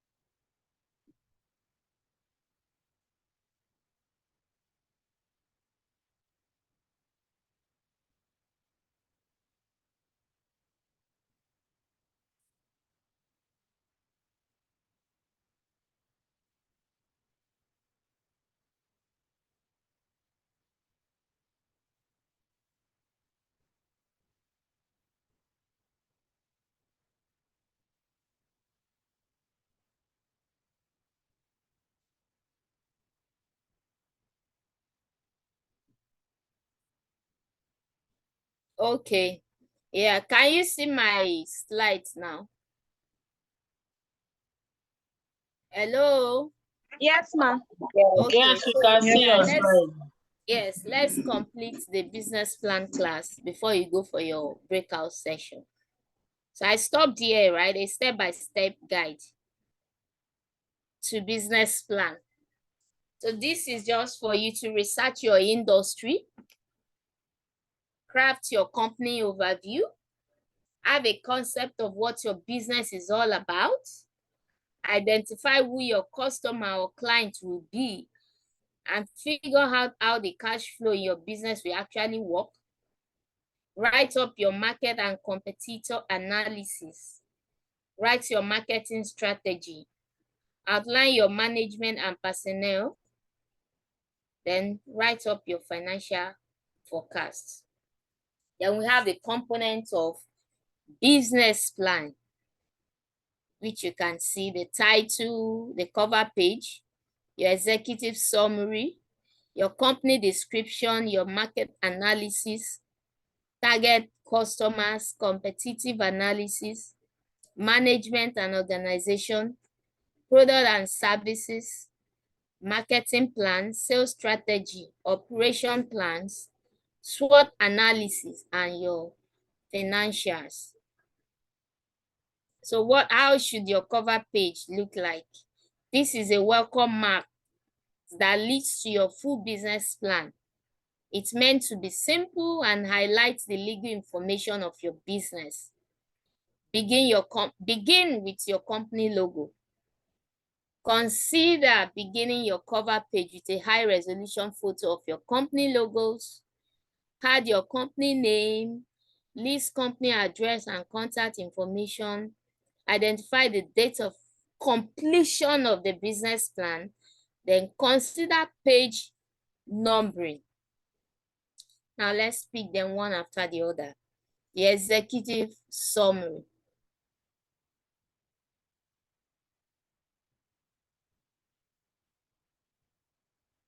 Okay, your executive summary. Sorry. Okay, the executive summary of a business plan is designed to capture the reader's attention, an overview that briefly explains your business, your mission, your product, your team, the problem you are solving, the target audience, and key financial information. So in writing your executive summary, ensure to focus on providing your information in summary. Keep your language strong and positive. Keep it short, no more than 1 to 2 pages long. Polish your executive summary. Tailor it to your audience. Okay, so your company description. How do you describe your company? The company description is the second piece of a business plan, similar to the executive summary. This also should be short and simple. So you start by laying out in simple terms what you do. That is, tell what problem you will solve, need you will satisfy, or want you will fulfill. Before you can begin to explain your product or service and how it works, you have to lay out the value you intend to create. So imagine describing a stapler for the first time without first stating that you have created a revolutionary manner to clasp individual papers together without the use of bindings. That is, if you want to talk about stapler, you have to first tell them that you created a product that will clip 2 papers together without binding. So people will start thinking that, oh, so what's that product? So let's see about the product. So the bottom line, you must be able to concisely state what your business does and for whom. Your mission statement. This explains that your company wishes. This explains what your company wishes to do, your objective. It should clearly state the purpose of its measurable goals in a simple sentence. For example, we tend to make enough profit to generate a fair return for our investors and to finance continued growth and development in quality products. Simple. So if I may ask, any mission statement from you all, 5 people that will share their mission statement with me. Yeah, share your mission statement with me, please. Hello, ma. Yes, please. Oladimeji Adebayo, ma. Okay. Yes, ma. Okay, my own mission statement is to empower cancer patients and transform cancer care delivery by nurturing a global support for cancer patients. Wow. So our mission is to empower life and transform cancer care delivery while nurturing a global support for cancer patients, ma. Wow, that's good. So at least with that alone, I know what you are providing. Even without much story, reading that alone, I should understand what you are trying to convey. So any other person? Yes, ma. My name is Oluwaseun Fashino, All and right. our mission statement is to produce innovative and premium cosmeceutical products gotten from natural and locally sourced materials for Africans that suffer from dry skin and infertile eczema. Nice. Yes, that's good. Any other person? My Mission own statement. mission statement is to Your increase. name. My name, Rao Vajibo Nimota. Okay. To increase production and processing of catfish in Lagos State. 2, increasing fish protein intake and creating employment for women and youth. Wow, that's good. Any other person? Mission statement. Okay, ma. My name is Oladeyinde Adenike. Okay. My mission statement is to make sure all children have access to health care as regards ADHD, that's attention deficit and hyperactive Okay. deficiency. Wow. Very good. So that's it. So in your business plan, you also include your mission statement. Our mission is to maintain a friendly, fair, and creative work environment which respect diversity, new ideas, and hard work. So mission statement should be between 1 and 3 sentences and never exceeds 100 words. It should be short, catchy, action-focused statement that encapsulates what your business does and what its values are.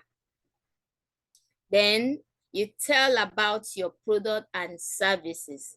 Now you can tell about how the product you have designed or how the services you have developed is going to address the customers' problems, their needs or their wants. So you will gradually add more details or build upon how your product or services process work as time goes on.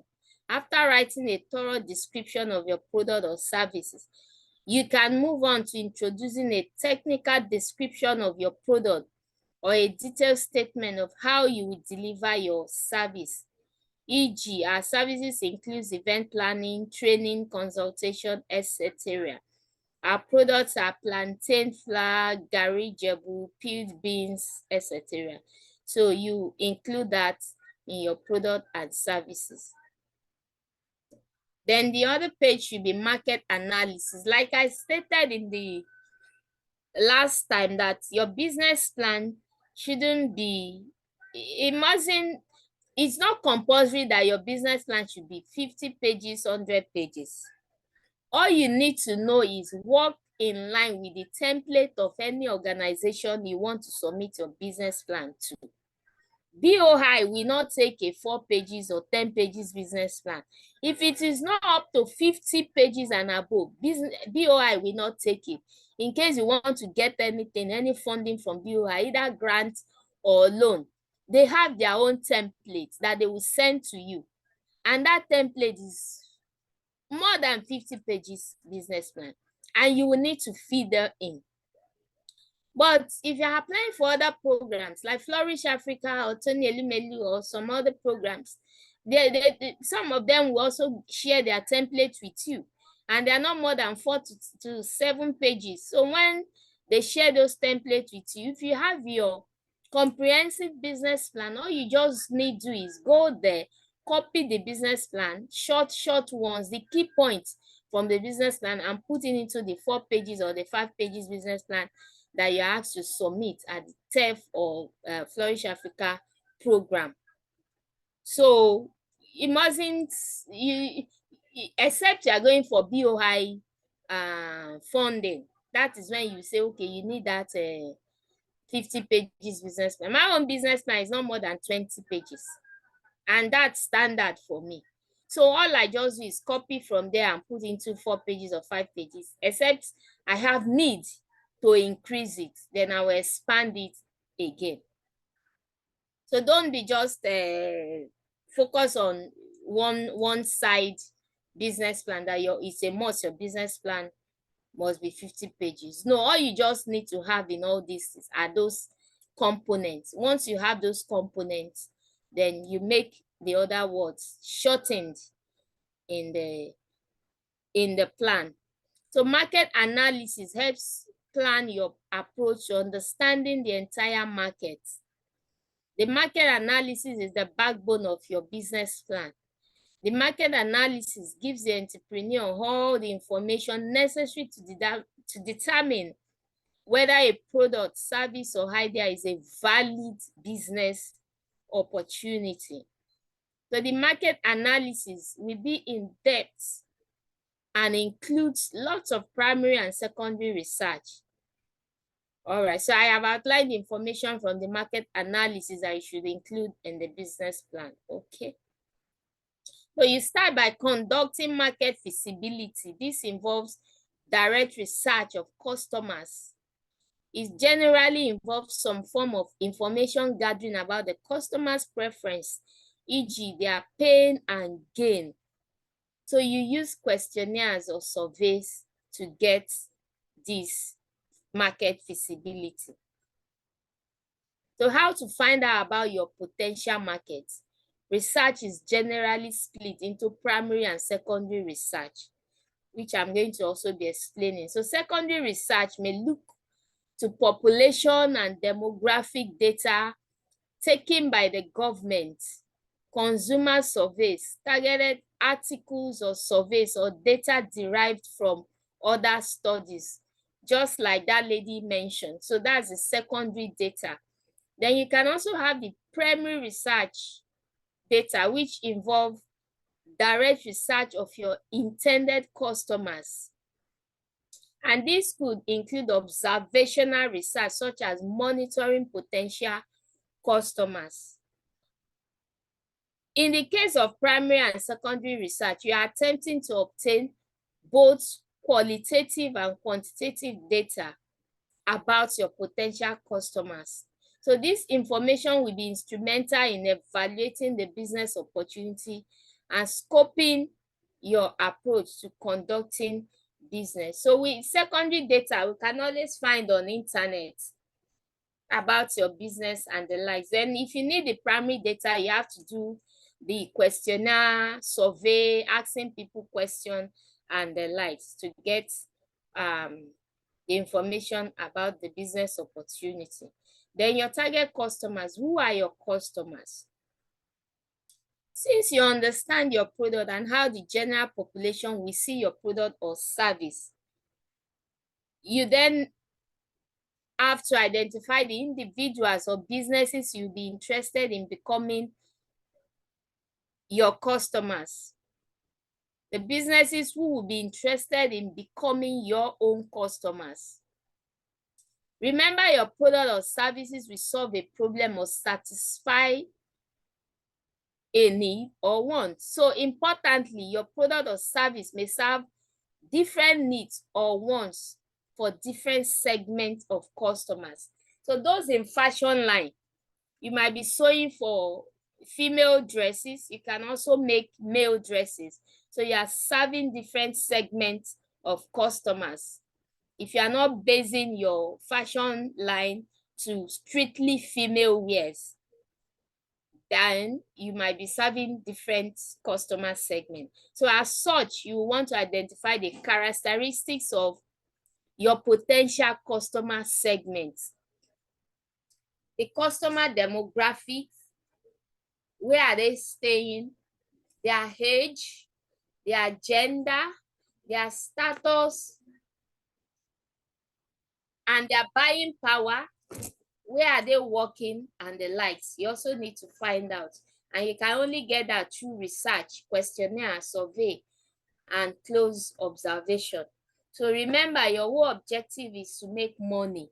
So if the market isn't sufficiently large to make the sale of your product, service, or idea profitable, then you will need to revisit something about your product, service, idea, or your business model. So your competitive analysis, you need to also state this in your business plan. Competitors are the barriers to your business entry, and you will beat. So how you will beat them? How are you going to beat your competitors? You need to state that in your business plan. Okay. Yes, so in this section, you identify all the aspects of the market that could keep you out of business. Is it that you want to make your own snacks bigger than what is being sold outside? So you need to know what you want to do to remain in that business so that you are not kicked out of that business. So many businesses plans simply identify the competitors and products that will compete with their intended products, services. However, this is only one half of the story. If there are a certain number of competitors or competitive product services, why is that? Come on. So you need to also tell why you'll be able to enter the market. How are you able to enter the market? Are you the only one in that area? You need to state it in your plan. So list those who are going to attempt to keep you from taking their market share or will try to take your market share. So your competitors generally, what are they doing differently that you are not doing? You need to identify that and you need to do better. So you need to list how you will be successful in taking their own shares. Instead of them kicking you out, you should be looking at how to kick them out and remain in that business, either by making your own pie bigger or fighting off their attempts not to even do business. All right. So who are your competitors and what are you going to do to overcome or beat your competitors? You need to state them in your business plan, competitive analysis. Who will be your customers? Here, you should prepare an exhaustive list of the players you will compete against. Who will compete against you in your immediate, relevant, and prospective markets? List each competitor's name, location, and give a brief profile of their product or service.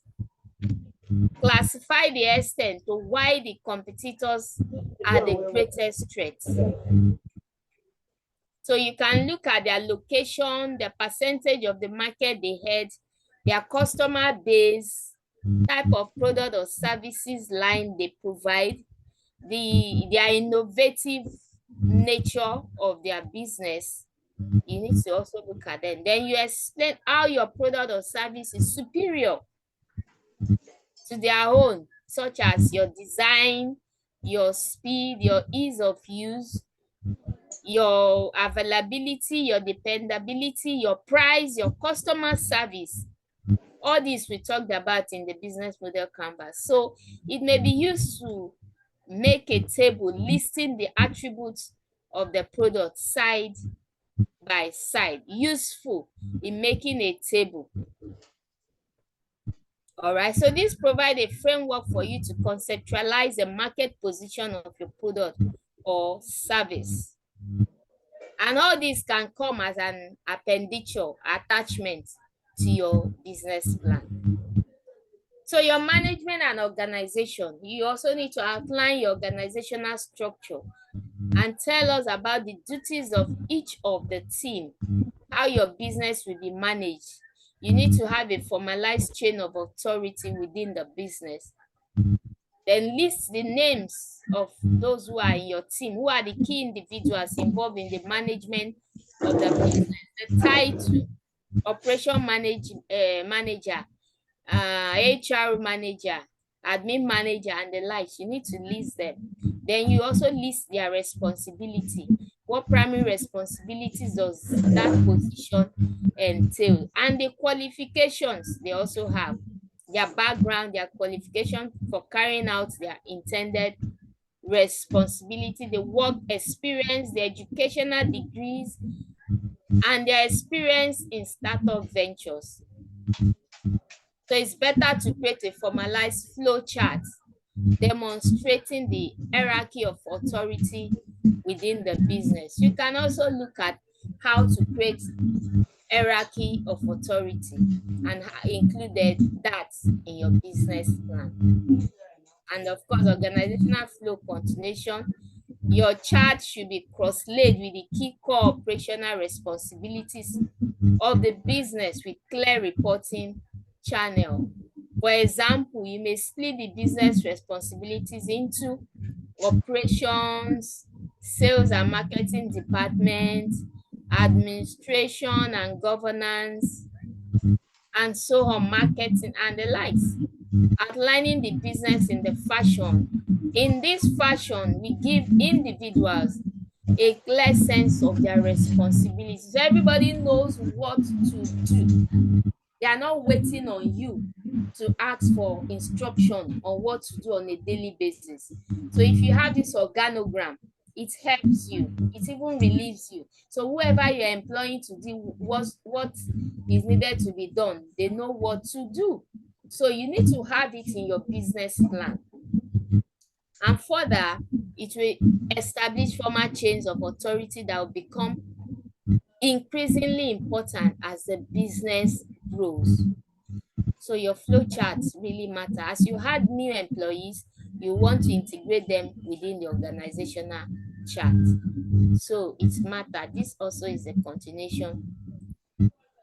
So you need to forge relationship when you are creating your business, like having a friend who is a lawyer, having a friend who is an accountant, who is an insurance person, a banker, and the like, so that even if you cannot pay all these people, if you have a friend that you can depend on, who can be there for you, these friends will definitely stand out.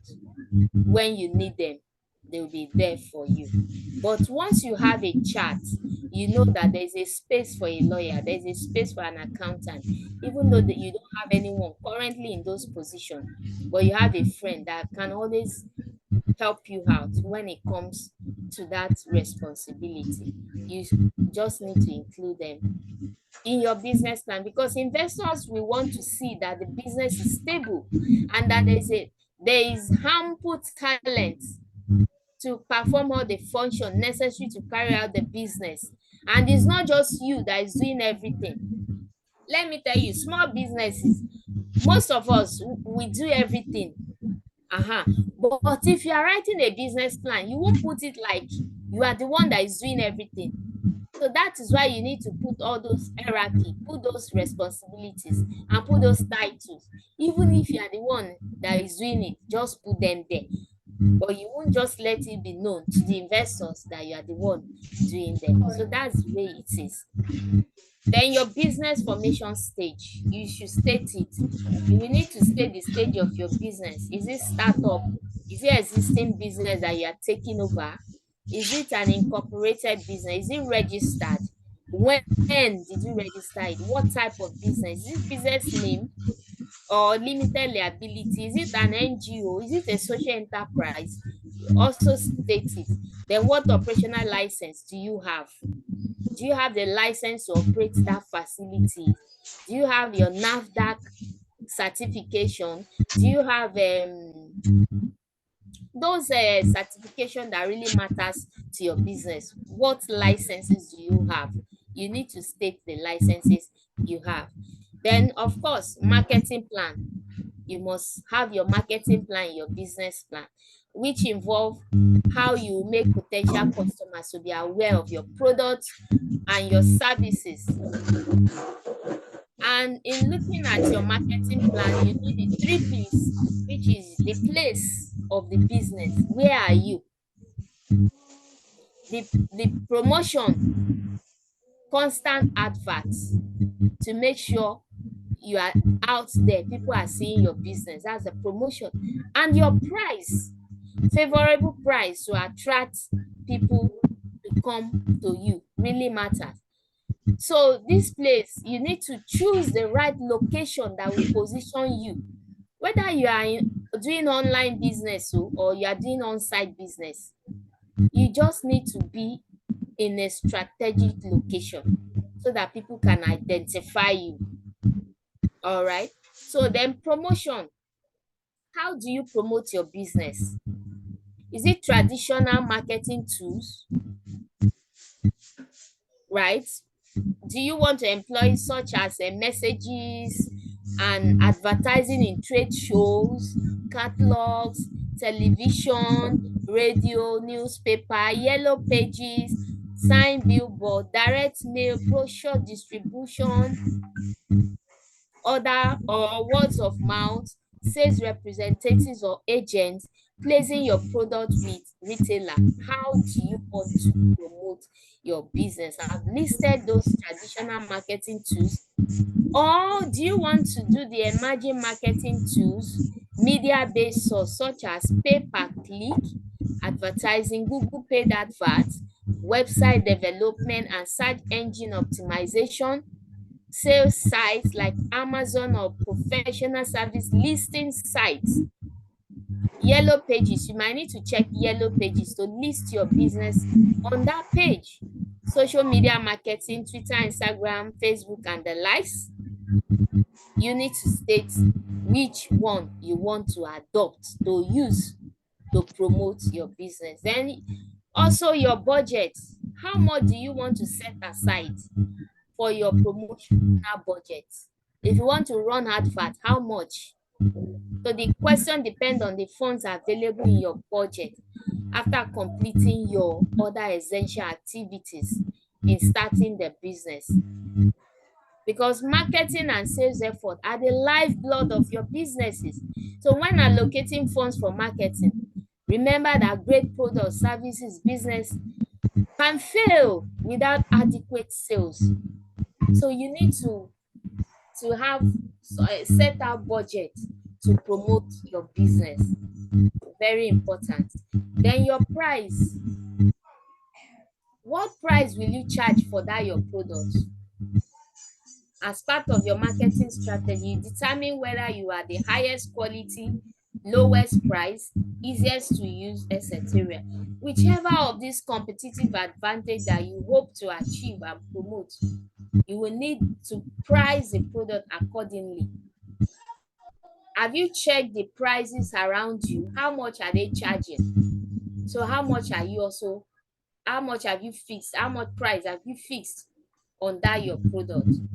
Your first step in determining the price is to determine what customers are willing to pay for that your product. So you need to ask questions. How much can you pay for this? How much do you think I can charge for this?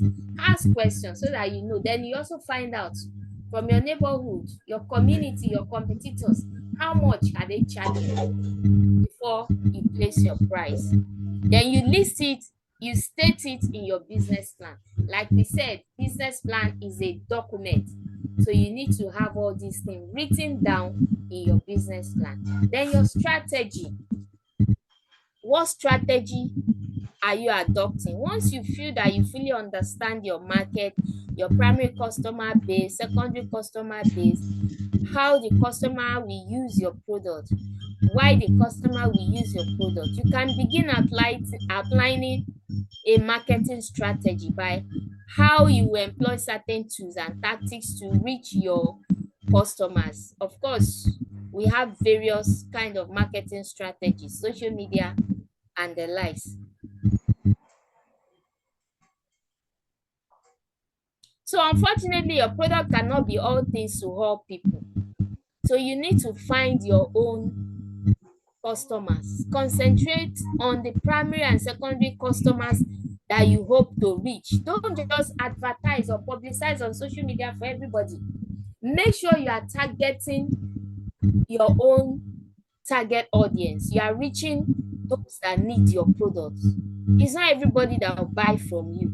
It's not everybody that needs your product. Just make sure you reach those that need your product. For instance, I organize exhibitions, and it's not everybody that wants to come and exhibit. But I organize exhibition together with summit or conference. So the exhibition is not just only exhibition. So I also have summit or conference. So when people reach out, they will ask me, they don't have anything to exhibit to. I will tell them, come and attend the conference. You will learn a lot about entrepreneurship, funding, and the likes. So they will attend. So in so doing, I'm reaching audience that want to attend as a participant, and I'm also reaching audience that want to exhibit their product to come and sell. You need to concentrate on your customers, those that you want to reach, not just anybody and not just everybody. So you would develop a general strategy that has necessary modifications to reach each potential type of customers. So if I'm publicizing for my exhibitions, I do, since it's this time I'm doing Lagos, Abuja, and I want to do Lagos, Abuja, and Ibadan. So I focus my attention on entrepreneurs in food industry, fashion industry that would like to exhibit their product in Lagos, Ibadan, and Abuja. So if I'm putting that on social media, Facebook, Instagram, I know that my reach, they are just going to those kind of people.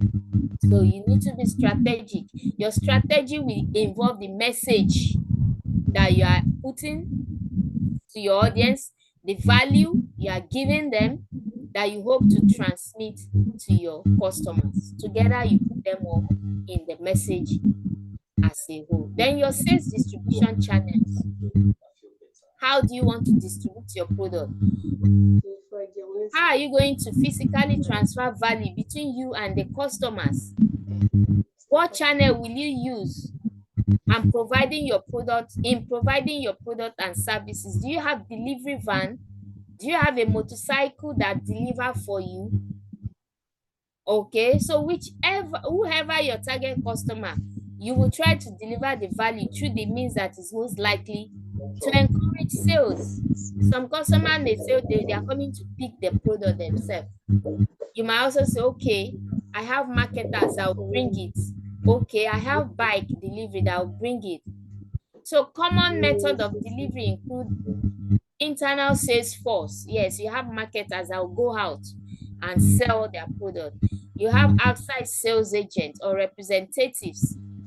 You have placement in retail stores, like placing your product in ShopRite and all those retail shops. You have established sales facilities in strategic locations. You can also build a kiosk and put your snacks or those your agri products in those kiosks in different locations. Then website, catalog, or telephone order. So your distribution plan may involve multiple channels as with your marketing effort. As your revenue grows, you will begin employing less efficient, profitable sales channel in order to reach additional customers. So all these things, your sales distribution channels, after knowing what you want to do, you state them all in your business plan. Remember that we are writing a business plan. So all these things you are getting, you need to put them all in your business plan. So your sales forecast, you can begin projecting your sales revenue. Your sales as revenue depends upon your volume of sales. Yes, it is when you sell that you'll be able to make profit. So you forecast that, okay, if I sell 20 cookies in a day, how many will you sell in a day? How many will you sell in a week? How many in a month? How many in a year? So you should forecast what you are able to sell. You forecast your profit after taking out every expenses. So as your business grows, you'll be able to expand to additional markets Maybe you are only in Mushin market, Isolo market. You'll be able to expand into Mushin market. You also expand into Oshodi, Isolo market. You expand into Lagos Island, and gradually expanding, you're making sure that your products are getting to those markets as gradually as you grow in the business. So as such, you'll be able to use a sales forecast to project your rate of growth and expected future revenue. So if you started from one location, you know how much you are making, and you move to 2 locations, locations, 4 locations, you should know how much you'll be making in a year from being in those 4 markets. And at the end of the day, you should be able to forecast your future revenue and your profits. This also should be included in your business plan. So you want to develop a sales worksheet. Yes, we have sales worksheet where you write everything, daily sales book. So you can also check online to look for templates on worksheets that you can use on a daily basis. If you have sales girl, or if you are the one that is doing your business, just use those templates to record your sales on a daily basis, weekly basis, monthly basis. And before you know, you have your sales book. So outline your monthly projected sales. It will help you outline your monthly sales, your yearly sales. So you want to document this research thoroughly in order to justify your projections to potential investors, especially when you are called to come and pitch. And when it comes to financing, if you need to really understand your what, you need to understand your projections, you need to understand your revenue income on a yearly basis. So if you have been doing this, it will not take you time to understand what you make in a year. So if investor asks you that, oh, how much do you make in a year? At least if you have been doing it constantly, consistently, it is what you'll be able to answer in few time.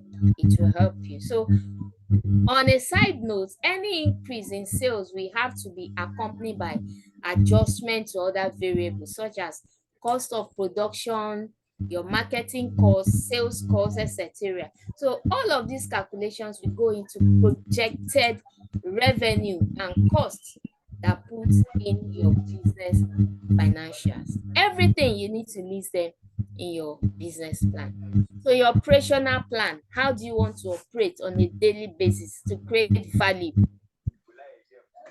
And this is where your production process comes in place. Okay, so how do you produce? Do you have anyone that produces on a daily basis amongst us? How do you produce your production process? How do you start?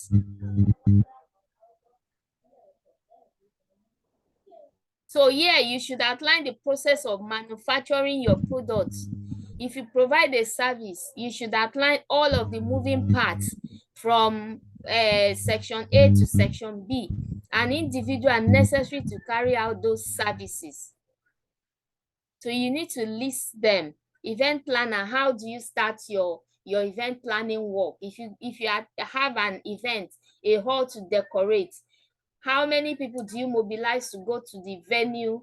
How do you start the decoration? How do you start? Do you start from the front? Do you start from the back?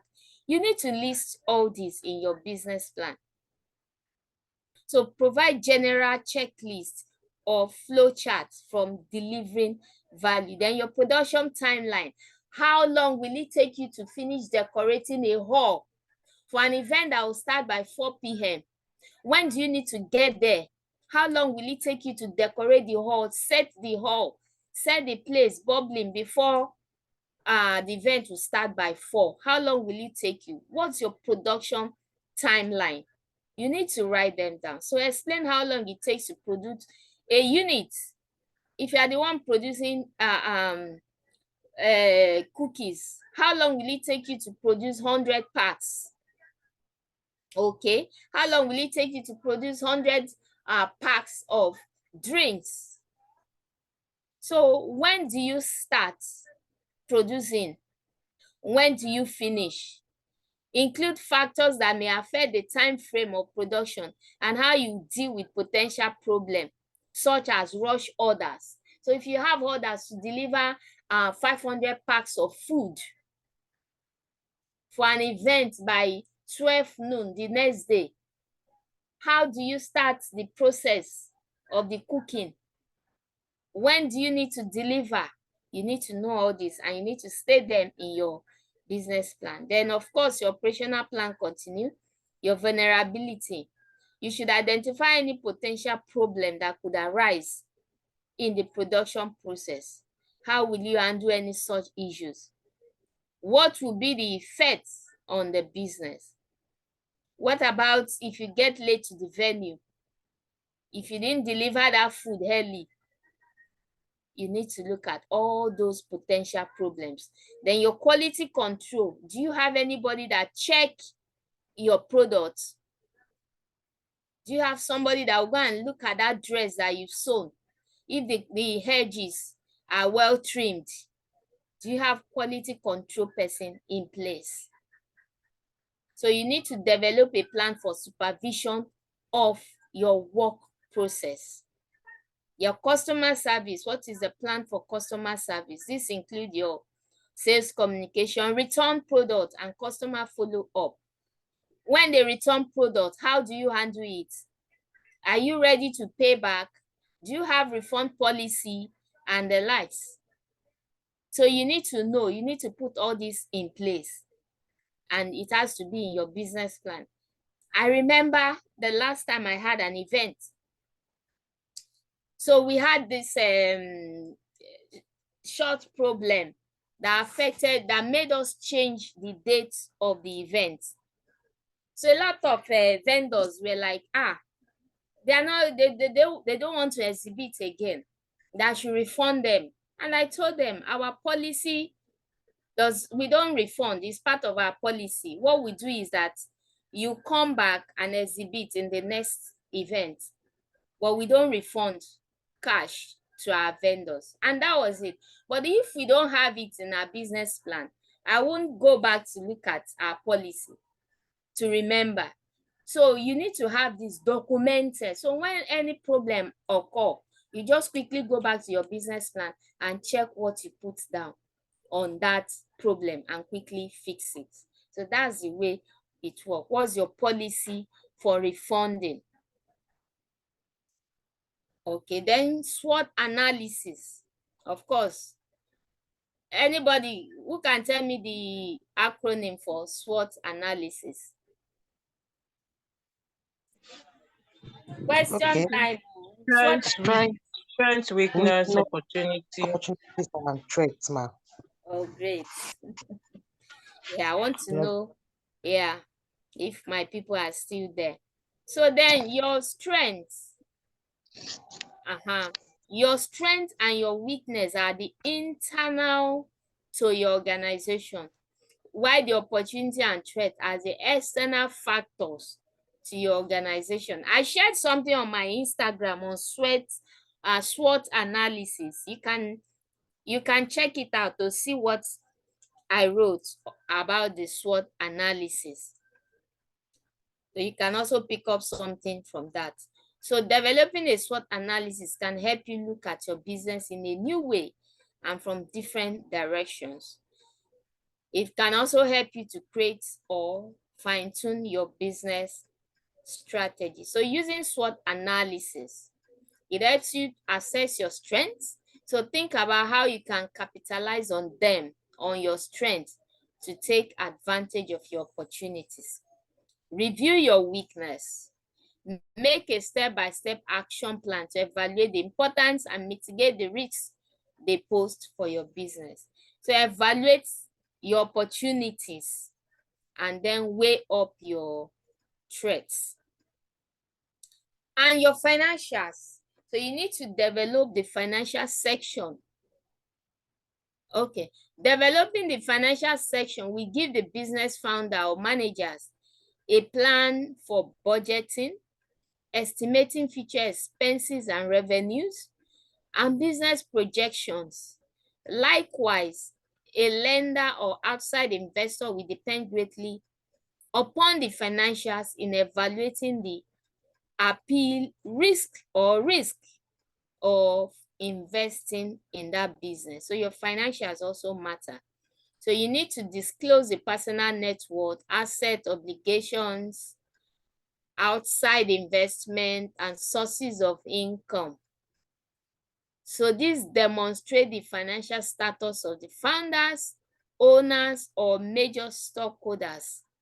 And this gives an indication of the ability of these individuals to supply necessary capital to the business. So founders want to know what's your sources of income?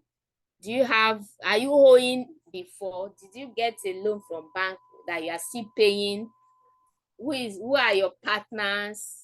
Who are your shareholders?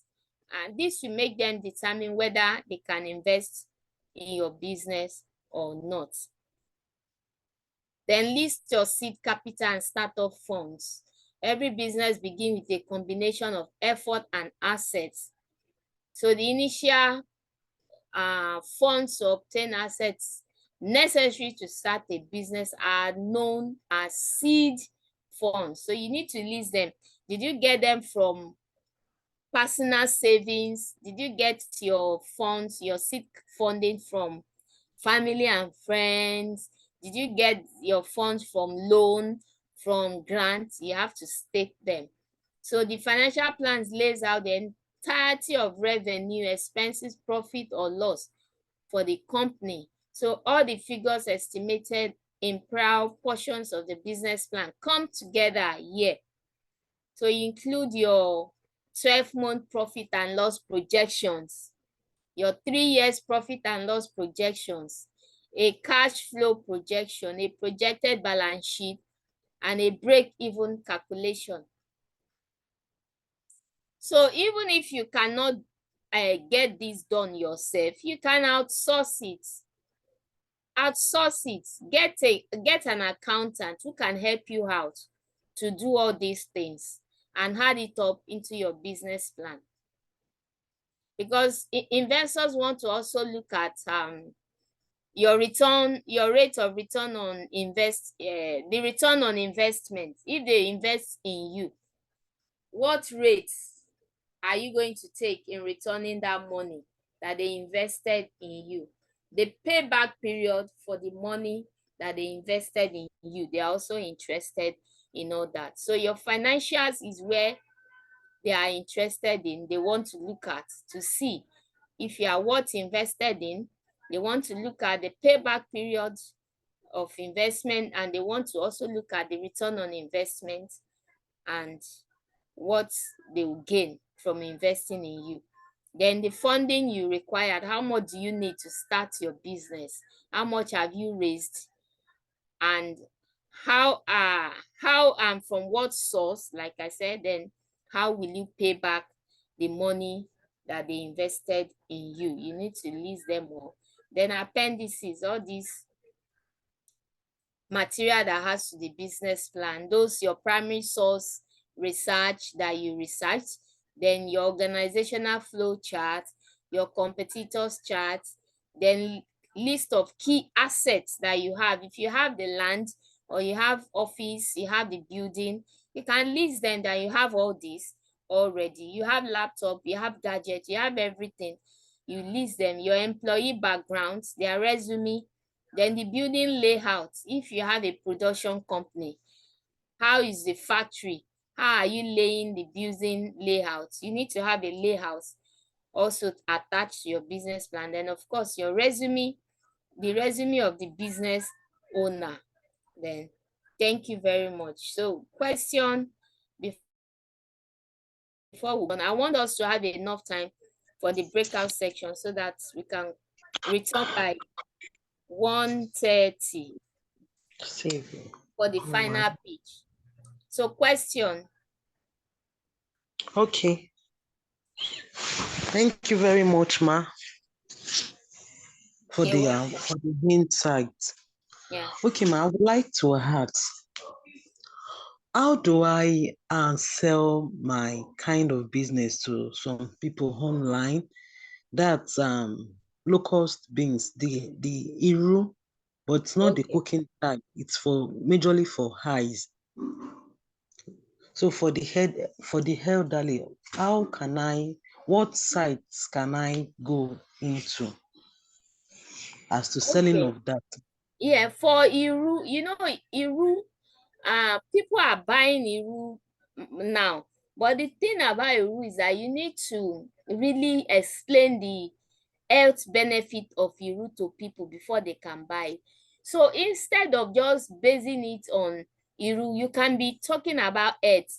What problem does that Iru solve in our body, in health? Yes, ma'am. Yes, what product? It Is it lowers, for, is okay, it good for eyes it or lowers, what? yeah, it's good for it has zotane, and it lowers Uh-huh. So you cholesterol, can start with and telling it's good them, for no. yes. So you start with benefit. You go both online and on site, off site, or offline. Sorry. Because number one, who are your target audience? Like we mentioned, who are your target The audience? elderly, Elderly, the fine. elderly, Elderly. yes. But do you think elderly will be online? Do you think elderly surf the net? No, ma. So that is it. So when you say elderly, what age? Okay, age bracket of, let's say, I think middle age as well. Let's say Maybe 40, 40. Okay. 40 upward. You can get 40 to like 60. Say like 50 or 60. Let's say 60 online, right? You can also target some 40 and above offline. So those Yes, 40 ma'am. to 60 that you are targeting online, you need to then look at what time do you think those elderly 40 to 60 want to check their phone. Mm, You understand? Because elderly yes, people, ma'am. maybe let's say 40 can even check on, can be online, maybe due to what they are doing, right? But when we start going from 55 and thereabouts, they might want to be checking the phone just to while away. Maybe if they are thinking, they want to just see what is happening online. That's what will make them to go online.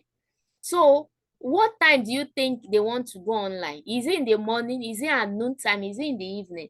So those are the best time to then keep projecting your Iru. Then another thing is you can also have a community, online community like WhatsApp or Telegram, that you have these people. So for instance, if you have followers on those Facebook or Instagram, if you can proceed to having them on Telegram or WhatsApp, that's another advantage. You are getting closer to them. Okay. Yes, if you can have that. Then another thing is elderly, when the elderly are having meetings, they're having association group, all this family meeting, you can also strive to attend such meeting where you meet a lot of elderly people and talk to them about that. If they're having meeting, different association, market association, family association, town association, you can visit those their meeting. It can also be in church. You have elderly in church. If they're having elders meeting, you can also introduce your products to them. So the idea is just to have a community that you are reaching them closely. Because even if you have them online, some of them might not have the idea of, oh, I want to buy you online. But if they are seeing you physically, they can buy from you physically. So if you want to reach elderly, you reach them more physically than online. But you can still do online. Okay, ma'am. Okay, Yes. thank you very You much, ma'am. just need to identify where they are. If they're having meetings, association, and the like, then you attend such and meet them physically. Thank you very much, ma'am. You're welcome. Okay, good day, ma. I have Yes, a question. please go on. Yeah, my name is Ogechi. Okay. I run party packs for kids, mainly kids accessories. Then I want to ask, many a times when we are being asked the industry, sometimes I get confused with industry I'm supposed to fit in. And many a times the closest I see is retail and wholesale. So I want you to just elaborate on this industry, and that's mainly my question though. Yeah. Ogechi. Yes, Okay. ma'am. Any other person, please?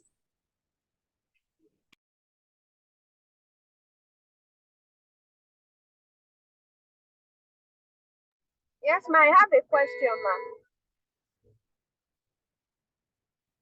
Hello? Hello?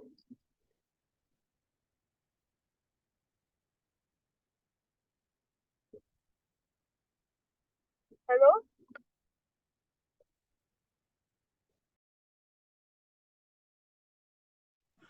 I think her network has kicked her out.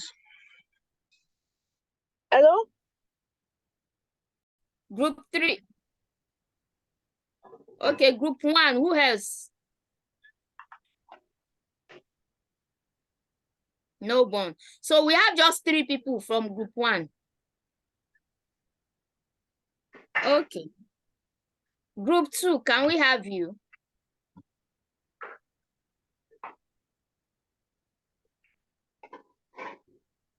Group 2.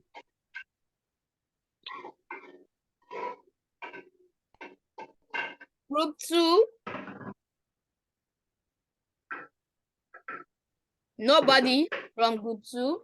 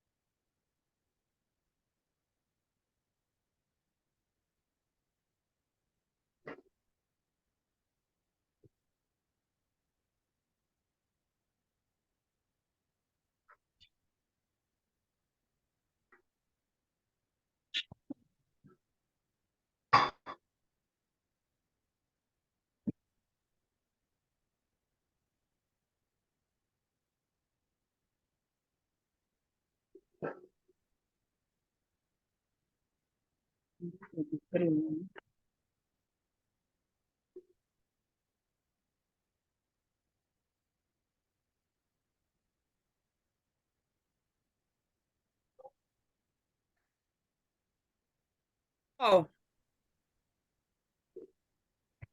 Group 4, are you there? Yes, ma'am. Yes, okay, that's group 4, right? Yes. Ma, you did not call group 3. I called group 3. We could not hear you. We didn't hear I you. called We group are ready. 2. Oh, group 3 is ready. What about group 2? No one. Okay, group 3, let's hear you. Good afternoon, ma. Good afternoon. Yes, ma. Yeah, we worked on healthy yummy farms. Okay. Yeah, production of meat and egg. Then we have our meat in parts such as wings, lap, legs, and the whole chicken. And we also sell eggs in crates. Okay. We have unique packages in cartons and scales. So our target audience, they are the market, the discounted prices, and educational online groups to promote our awareness. Then on attractions, we increase in poultry production scale by 10%. We establish strategic partnership with key distributors and retailers to ensure a smooth supply of our products. And we have been to successfully diversify our product line to include value-added poultry products, such as specialty breeds for increased profit margin. Then we have our financials. Startup capital, we require the housing, the feeding equipment. Our housing is 1.5 meter per annum. Then the feeding is 3.1 million yearly. Housing is 1.5 million per annum. Then our feeding is 3.1 million yearly. Our equipment is 2.7 million, and labor is 2.1 million. Then our vet care is 200K yearly. Our financial record to tackle our income, then our expenses and profits is 200K. Then where we source for our fund, Personal fund, we have 2 million. Then our loan and investments, we just lend 2 as well. So total funds, we have 2. So we have 4. So we have our percent to be 30 of our own and 70 of the loan. Then our competitive advantage, ma. Our competitors are 2G Farms, Mao Farms, Zatec Farm. Then how we stand out is our technology-based delivery system, our freshness and product differentiation. Thank you so much, ma. Wow. From group Very good. 3. Yeah, good 3. Yes, Very ma'am. good. Yeah. So you were able to explain your finances, your competitors, and so that was good. Thank you. Kudos. You're welcome, So ma. group Yes, 4. ma'am. You did not call our attendant, see? Please, we are Our attendant. plenty, group 3, all of us. Sorry. Yes. Okay, yeah, your attendance. Sorry. Please, Oh, yeah, everybody, talk you. We that we do this together. Adejumoke Adewale. Okay. Yes. Okay. My name is Ojoayo. Odunayo, okay. Yeah. Informal Estella Amos we able present, ma. Group 3. Okay. Yes. Who else? I've Jumoke, Odunayo, Informal. That's 3. Ishani Yoyeshola. Isani, okay. That's 4. Then Nifemi. Nifemi. You are Yes. speaking for Nifemi. I want to hear Nifemi herself. Okay, come. Nifemi. Okay. Joy Frukama, I just joined them for this session. Okay. All right. Okay, that's 1, 2, 3, 4. 5 of you. Joy We are more than 5, oh. It's only 5 that I've had so far. Madam Ufoma, remove your mic and talk, you. I said Joy Frukama, I joined for this session. Joy Ukama, okay. Frukama, F-R-U, Frukama. Frukama, okay. That's Yes. 6. 1, 2, 3, 4, 5. 6 of you.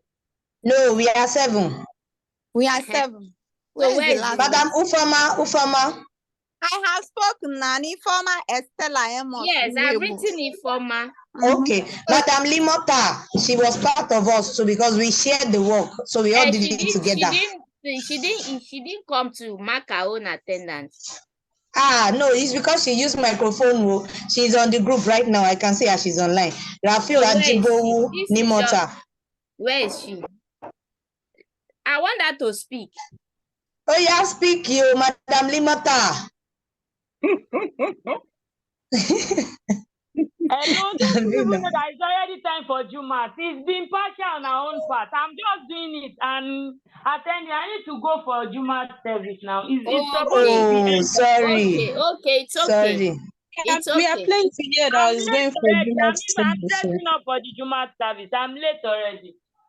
Oh, sorry. So you sing her like that. That's Limota. Okay. So now group 3.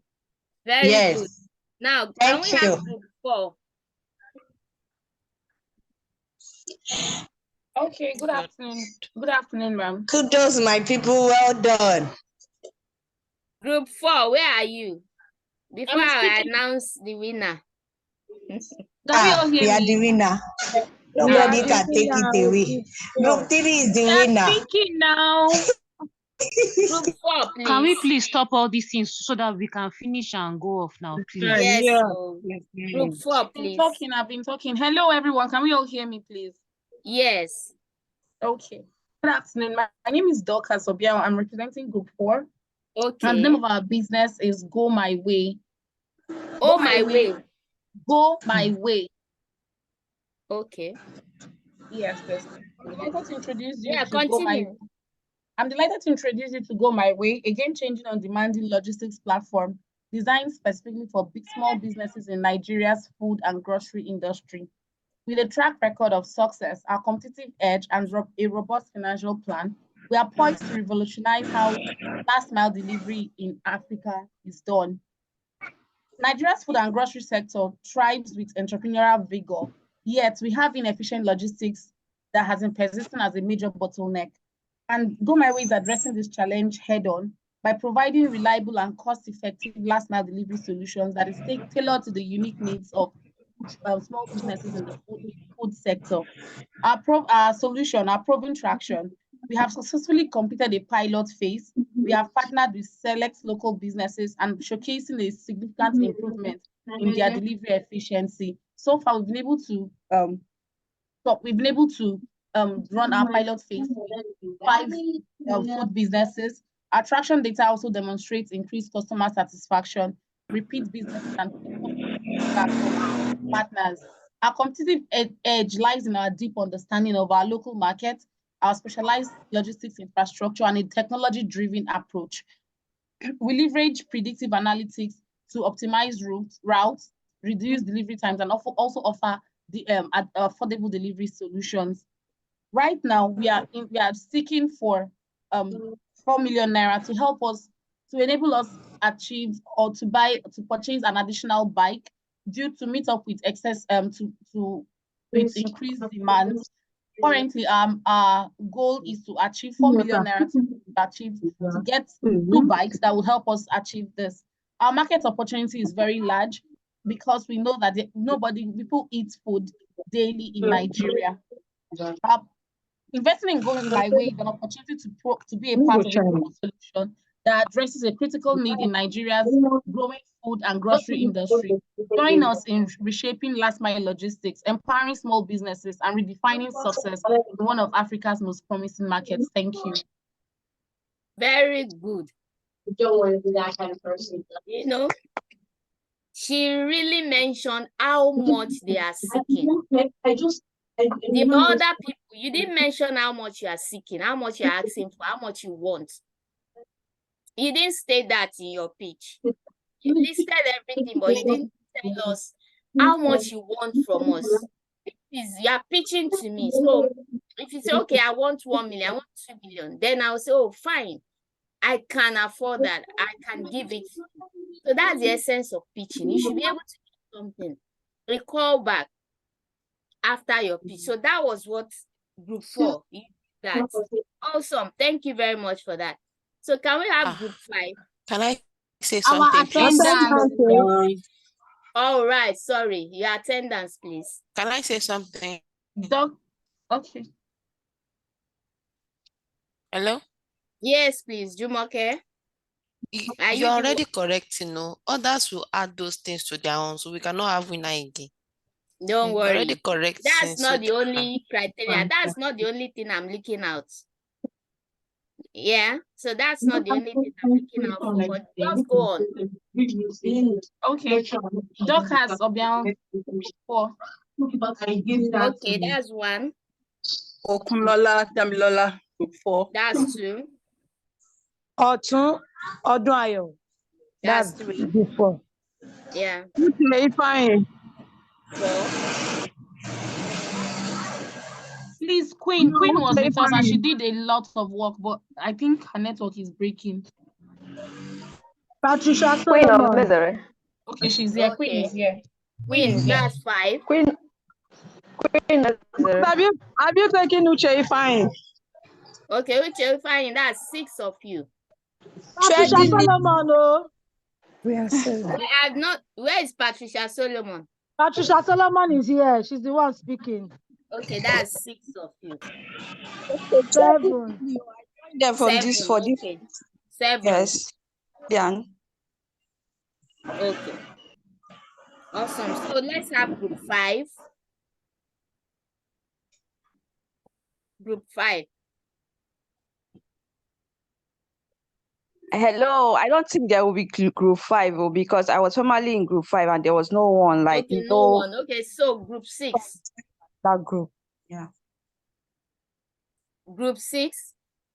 Good afternoon, everyone. My name is Mary Oyebanji, and I'll be speaking for group 6. Okay. Okay, so I'll be introducing to us Curvy Chick. Curvy Chick brand. Yes, Curvy Chick, like CURVY. So Curvy Chick brand is a fashion brand where fashion meets inclusivity. It implies that we celebrate the beauty of everybody with trendy and stylish clothing that empowers and embraces confidence, especially for the plus size women. I'm sure that you would have gone to boutiques, seen model adverts, and you see how that the plus size women are rarely, if not even represented at all. They are almost not represented. So our mission is to ensure exceptional fit and quality for every woman, regardless of their size.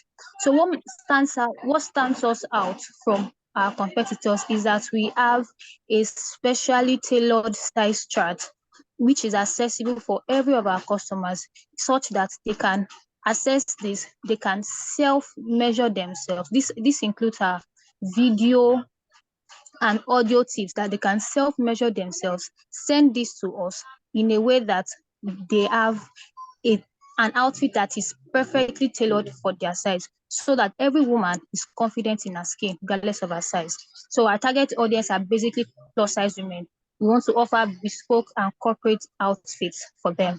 We're asking for 6 million naira, and this is to cover for workspace, pre-operation cost, and pre-operation expenses to cover for our workspace, that's a location, as well as our equipment. This will range from generators, because of the power supply in the country, to equipment. We'll also be needing about 1 million naira for our fabrics, as well as 2 million naira to cover for staff and labor. Also, we also need about 500,000 for marketing and for our advertisements. Our attraction for in the past 6 months, Curvy Chic has gained impressive traction by resonating with a diverse audience seeking fashionable and inclusive plus size option. With a growing community of satisfied customers and the positive reviews that we have, and a strong social media presence, we are sure that our brand is making waves in the fashion industry. So we invite you to join this movement where style knows no limits. Applaudissez. Well done. Very good. Group 6. That's my group. Oh. Attendance. Okay, ma'am. So during our first meeting, there was someone, Nkechi. In fact, she was supposed to pitch, but her phone went off. But I don't know her son. Okay, so how many are you in group 6 now? We were 4. So let the rest people speak for themselves. Okay. Hi, I'm here, Okoro Uchenna. That's 1. I am here, Agatha Answer. 2. Then Nkechi and Mary Oyebanji. Okay, that's 4. All right. So group 7.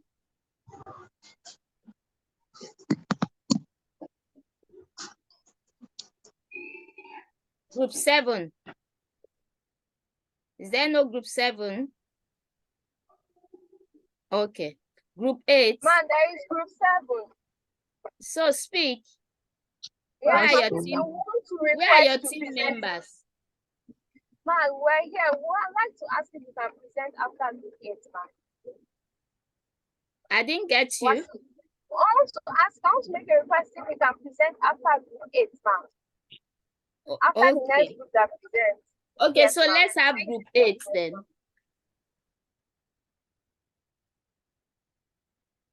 Group 8. Group 9. Group 9, we are here. Okay, please. Group 8, I'm the only one here. I don't think we can Group present. 8, I'm also here, group 8. Okay, so you are 2 then. So group 8, let's have you.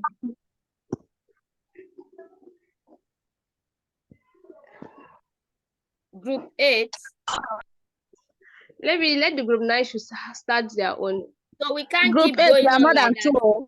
If you didn't present when I call you, then that's 0 for you. Yes, so can we have group 7 now? If you can't present now, then you have 0 score. Okay, ma'am, we're ready, ma'am. Okay, go Thank on. you very much, ma'am. So group 7, ma'am. The business we're presenting is called Witty Expression Clothing. Okay. And as Witty Expression Clothing, we create styles to fit We create styles to fit. It's a female clothing brand that loves to create stylish work on for love to create stylish workwear outfits for female women between the ages of 25 to 40 years of age. So our major target audience are women between the ages of 20 to 40 years of age, regardless of their shape. So we are focused on basically tailoring bespoke materials for women, working women that are ready to buy ready-to-wear materials. How it began? We started in the year 2021, and we are looking forward to be able to clothe more women in Nigeria and across Africa at large. Our level of business right now is we're a startup stroke growing business. We're hoping to expand. We've not gotten to the growth stage. We've gotten some customers for now, but we've not gotten to where we want to get to. And then currently, our starting capital so far so good has been 3 million naira, in which starting capital includes, we got starting capital from family and friends and from personal savings. We've not been able to get access to grants for now, but we just use personal savings and family and funds, where the startup capital covers our machines that we're using to sew these dresses for the women, and also the employees that were tailors that we're using to get these women materials started. Then our financial indicators are we're hoping to expand our operations, and hoping to get access to grants and possibly loans so that we can expand our business across Africa. And our current competitors are Nigerian owned brands. For example, we have Kimani Clothing, we have 21 Attire, and we have Alexandria Clothing. Those are our current competitors who are also offering similar services. Your time is up, but you only have 2 minutes, you know. And how do we plan to stand out? We can't stand out because we hope to tailor only sew clothes according to the feet of women, and it cuts across all range of women regardless of their size. Thank you very much. Okay. Thank you for that. So attendants. Group 7 attendants. Yes, ma'am. My name is Oluwaseun Fashino. I'm the one presenting. Then we have My name is Adeyemo Motela. That's 2. 3. I'm sorry, group 7. But that's 2 of you. No, then there is another person. She has gone to the mosque. Her name is Rukaya Tadiamo. Akeju, Bukola Akeju. Okay. 3 of you. Yes. So group Yes. 8. Are you ready now? Group 8. Not available. Okay. Group 9. Good afternoon, ma. Good afternoon. My name is Siti Lokpe. I'm presenting for Group 9. All right. The name of our business is Tab Bakery. Okay. We are the ultimate bread brand, burst of flavors, where moments are transformed into memories. Our vision is to bake delicious, authentic, and fresh banana bread while promoting healthy living, healthy eating, and building a sustainable future. And to become a leading supplier of banana bread that is a world-class quality. Our target customers are banana lovers. Our menu is made of bananas. So the main targets are those banana lovers, and this would make them love banana more. Employees and parents of children. Our marketing strategies is to know customers by their name and preferences, appreciate them, and send them a thank you note and messages to make our customers happy. Free photograph and free Wi-Fi at our bakery. Our goals and objective is to gain profits, to ensure the health and well-being of our customers and our employees, to be popular, and to provide revenue. Our financial plan up to 1 year: opening of 300,000 naira, tax and rent of 1,500 naira, equipment of 100,545 naira, ingredient of 30,000 naira, packaging of 8,000 naira, advert of 4,000 naira. total to 224,545 naira. We are asking for 10 million naira to be able to expand to other states in Nigeria. Thank you. All right. Thank you very much for that. That's attendance for group 9. Attendance.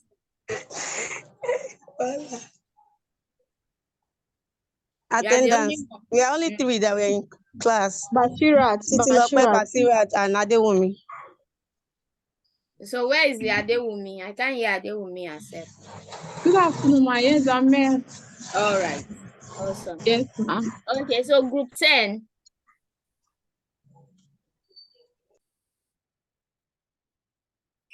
Group 10.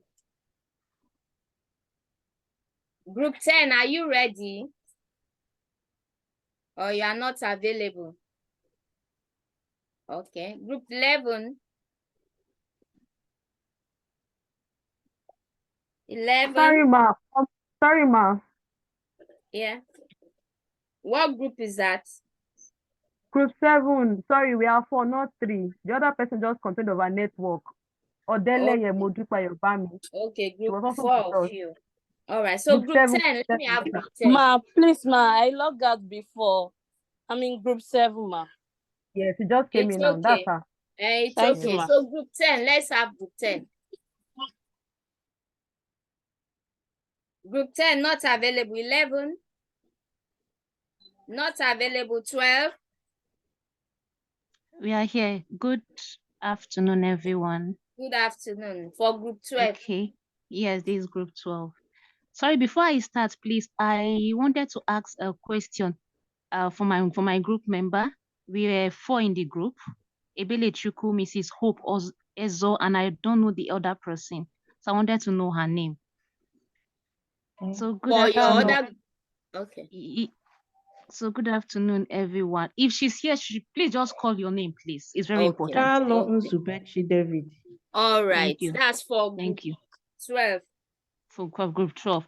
Okay, Yeah. for group 12, I am Ruth Chisom. I am representing group 12, and we are presenting Asili Food Limited. Asili Food Limited is a company that we're into the production of plantain flour. Okay. So do you know that what you eat today matters, not just in 20 years' time? Though research had it that what we eat today have effect in our life in the next 20 years, but we are here to tell you that what you eat today, like recent studies show that the food we eat today have an impact in our health in less than 5 years. So our current food choices have immediate consequences to our health. That is why we introduce Asili food. In Asili food, Asili actually is a Swahili word which means natural. So we are redefining healthy choice with naturally nutritious plantain flour. Why plantain flour? Plantain flour have been shown to be a gluten-free, nutritious alternative to multipurpose flour. It can be used not just for swallow, but for other food. It is also high in fiber and potassium.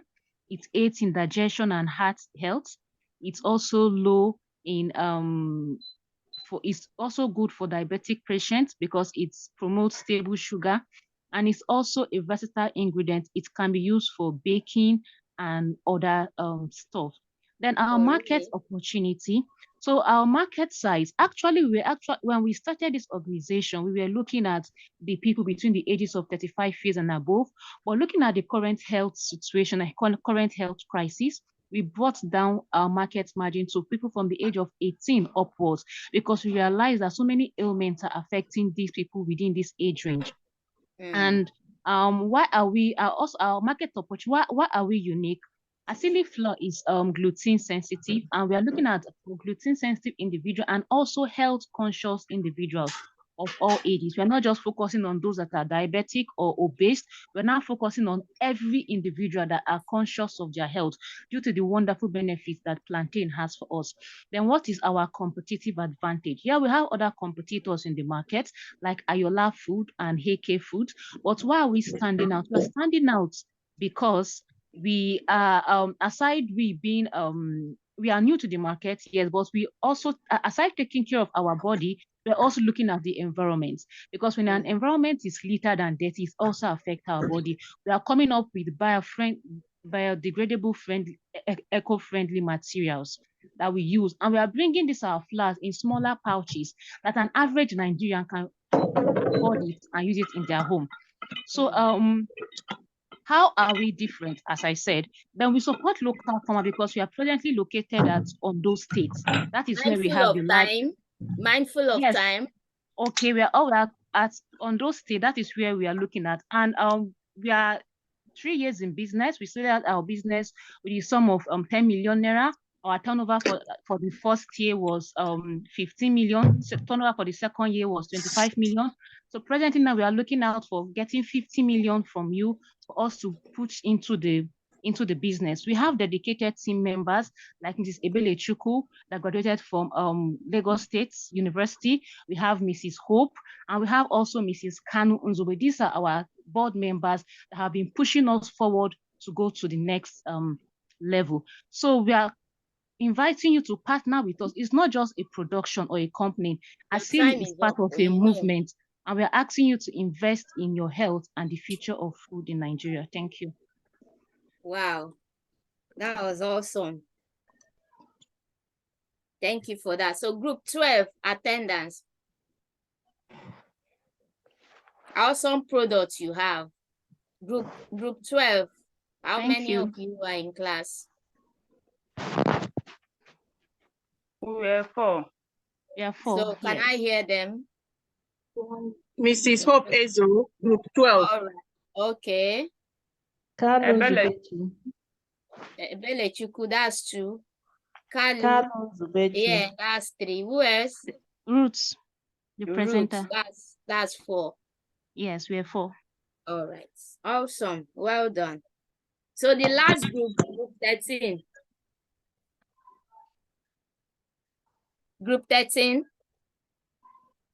None. Group 13, ma. Oh, okay. So let's hear you. Yes, my name is Rafia. Yeah, your group members.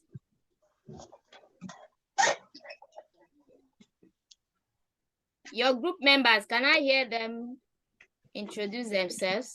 Yeah, they're supposed to, what's it called? Odunayo.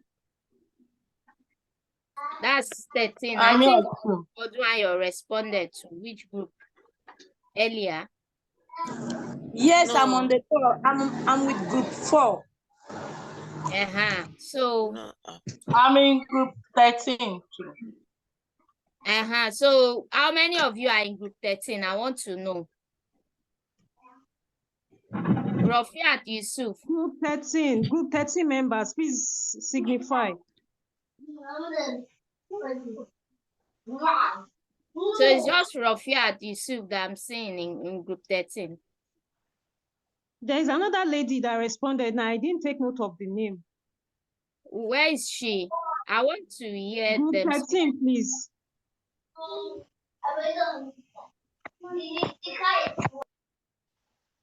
I responded. I'm in group 13. Nneka, yes, your name? Yes, I responded. All right, so you are just 2 in group 13. Okay, so go on, please. You are 2. 3. 3. So where is the 3rd person? We are even more than, but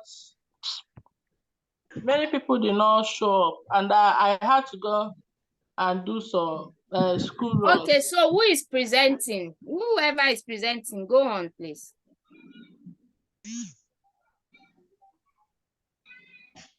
So Rafia, I thought you are presenting for your group.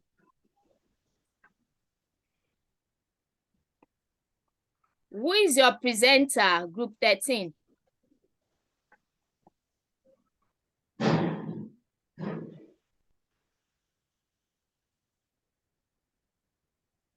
Who is presenting for your group?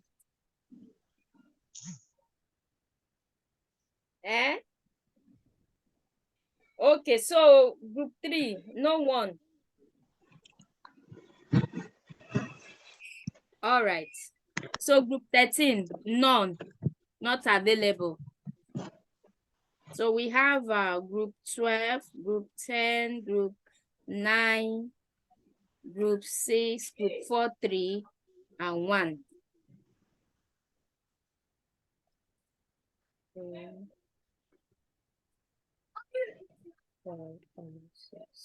Okay. 7 groups responded. The rest, nowhere to be found. Okay. Group So 7 we responded to. Ma. Group 7 we responded, but you didn't mention our name now. yeah, You group didn't call our 7, group. I counted you. 1, Oh, group 12, group 10, group 9, group 7.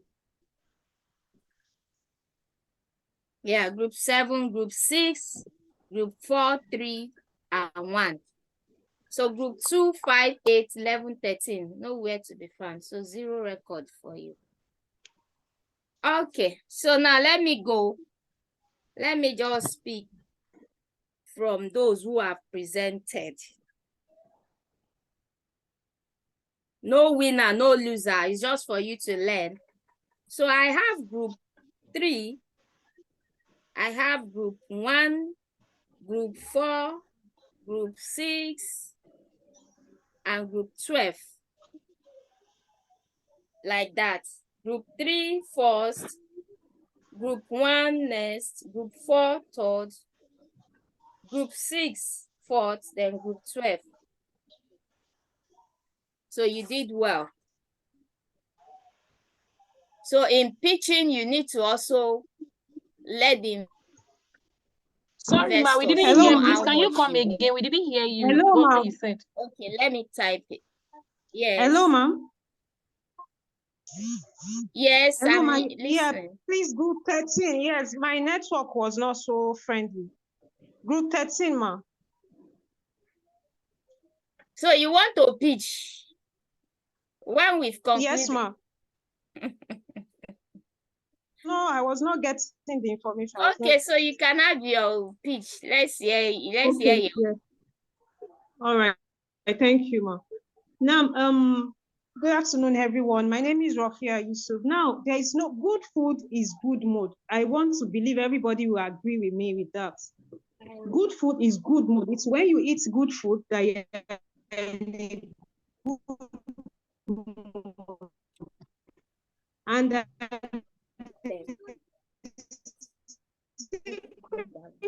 to happiness is good food. Does anyone agree with me here? Great. Yes. The name of that is Royview and the love of food. Yes. So at Royview, we cater for indoor and outdoor events with our top-notch services. Some of the events we have successfully managed are board members, conferences, training programs, and the likes, birthday parties. The mission of Royview is to offer valuable food products that create the world full of people living a healthy lifestyle. We understand and we commit to satisfy our customers' needs. We also provide affordable but quality food with high customer satisfaction. And what is our vision? Why are we in business? We are here to maintain a profitable business that we continue to provide our traditional and continental cuisines of high quality at a reasonable cost in a comfortable atmosphere with exception.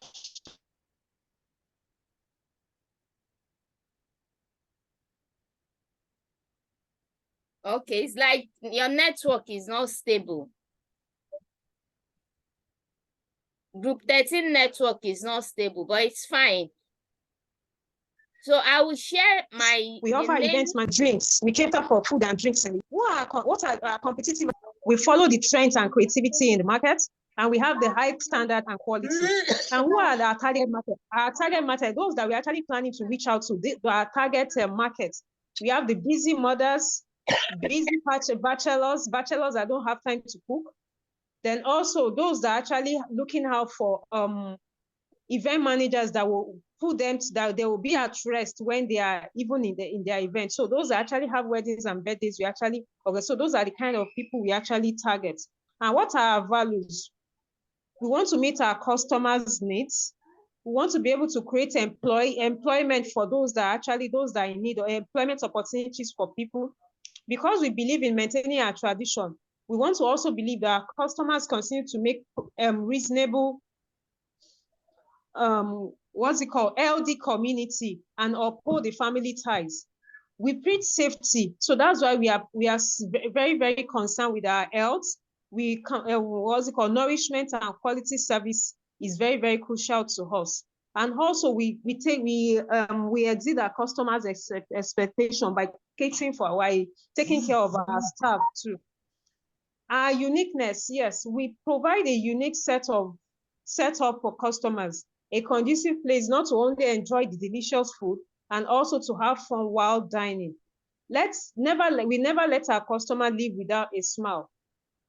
And what we need the funds to really enlarge our markets, to have more, because we have those that actually request, okay, yes, we should have more brand, we should have a branch here. We need to reach out to more customers. So that's why we really need the funds that, okay, we'll be able to set up more branches in the other places where our customers are requesting. And the funds we will need basically for now is 2.5 million naira. So we'll appreciate if we can partner with us, believe in our objectives, in our goals, and you will be glad that you did. Thank you so much for listening. Thank you for that. Yes, ma'am. So for now, I've shared those the top winners. So you can always improve, watch the video slides, and also Google website to see template that you can use. So I'll be calling this class a day. Yes, my name, Rofia Yusuf, ma. Yes, Rofia Yusuf for group 13. Only you alone now. Yeah, the other lady, I didn't get their name. They were saying it, but I didn't get their name. They didn't take note of them. All right. Yeah, I told you I'm on group 13. I'm among group 13. Nneka, yeah, group 13. It's okay. So we are ending the class for now. Any other question, you can put it up to the admin. Then you can also reach me personally on the Julie's Place on Instagram. Yes. You also reach me out on Facebook. And of course, we'll pick it up from there. Thank you. So please, on ma, Instagram, your name on Instagram, please, spelling, ma. Yeah, I've your sent name it on LinkedIn. On LinkedIn, Okay. Julie Obi. Thank you, ma. Yeah. All right, Julie thank Obi. Julie Obi on LinkedIn and on Facebook. On Instagram, the Julie's Place. The Julie's Place on Instagram. So if you follow me, I'll follow you back. Then you can ask me a question, and from there we can move it to you said contact. you want us to go and read something on LinkedIn. On LinkedIn, is that your name on LinkedIn as well? Yes, Julie Obi on LinkedIn. All right. Hello. Yes. How far? See, God bless you, Jerry. Hey, please, so what I'm trying to say, ba, can we do have a blessed day? Christ. Bye. Please, we have not signed attendance Thank today. you, ma'am. Thank you, ma. Thank you, ma. But we have not signed attendance today.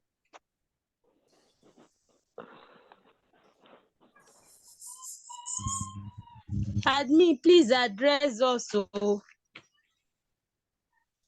attendance was taken now after presentation from your group. That was how she took the attendance.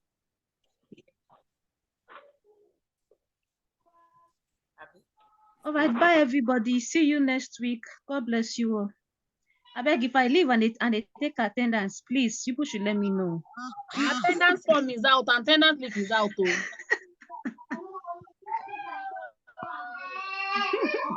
Admin, please let us know about the pitch section next week, how much we are pitching for, so that we start preparing ourselves, please. Thank you.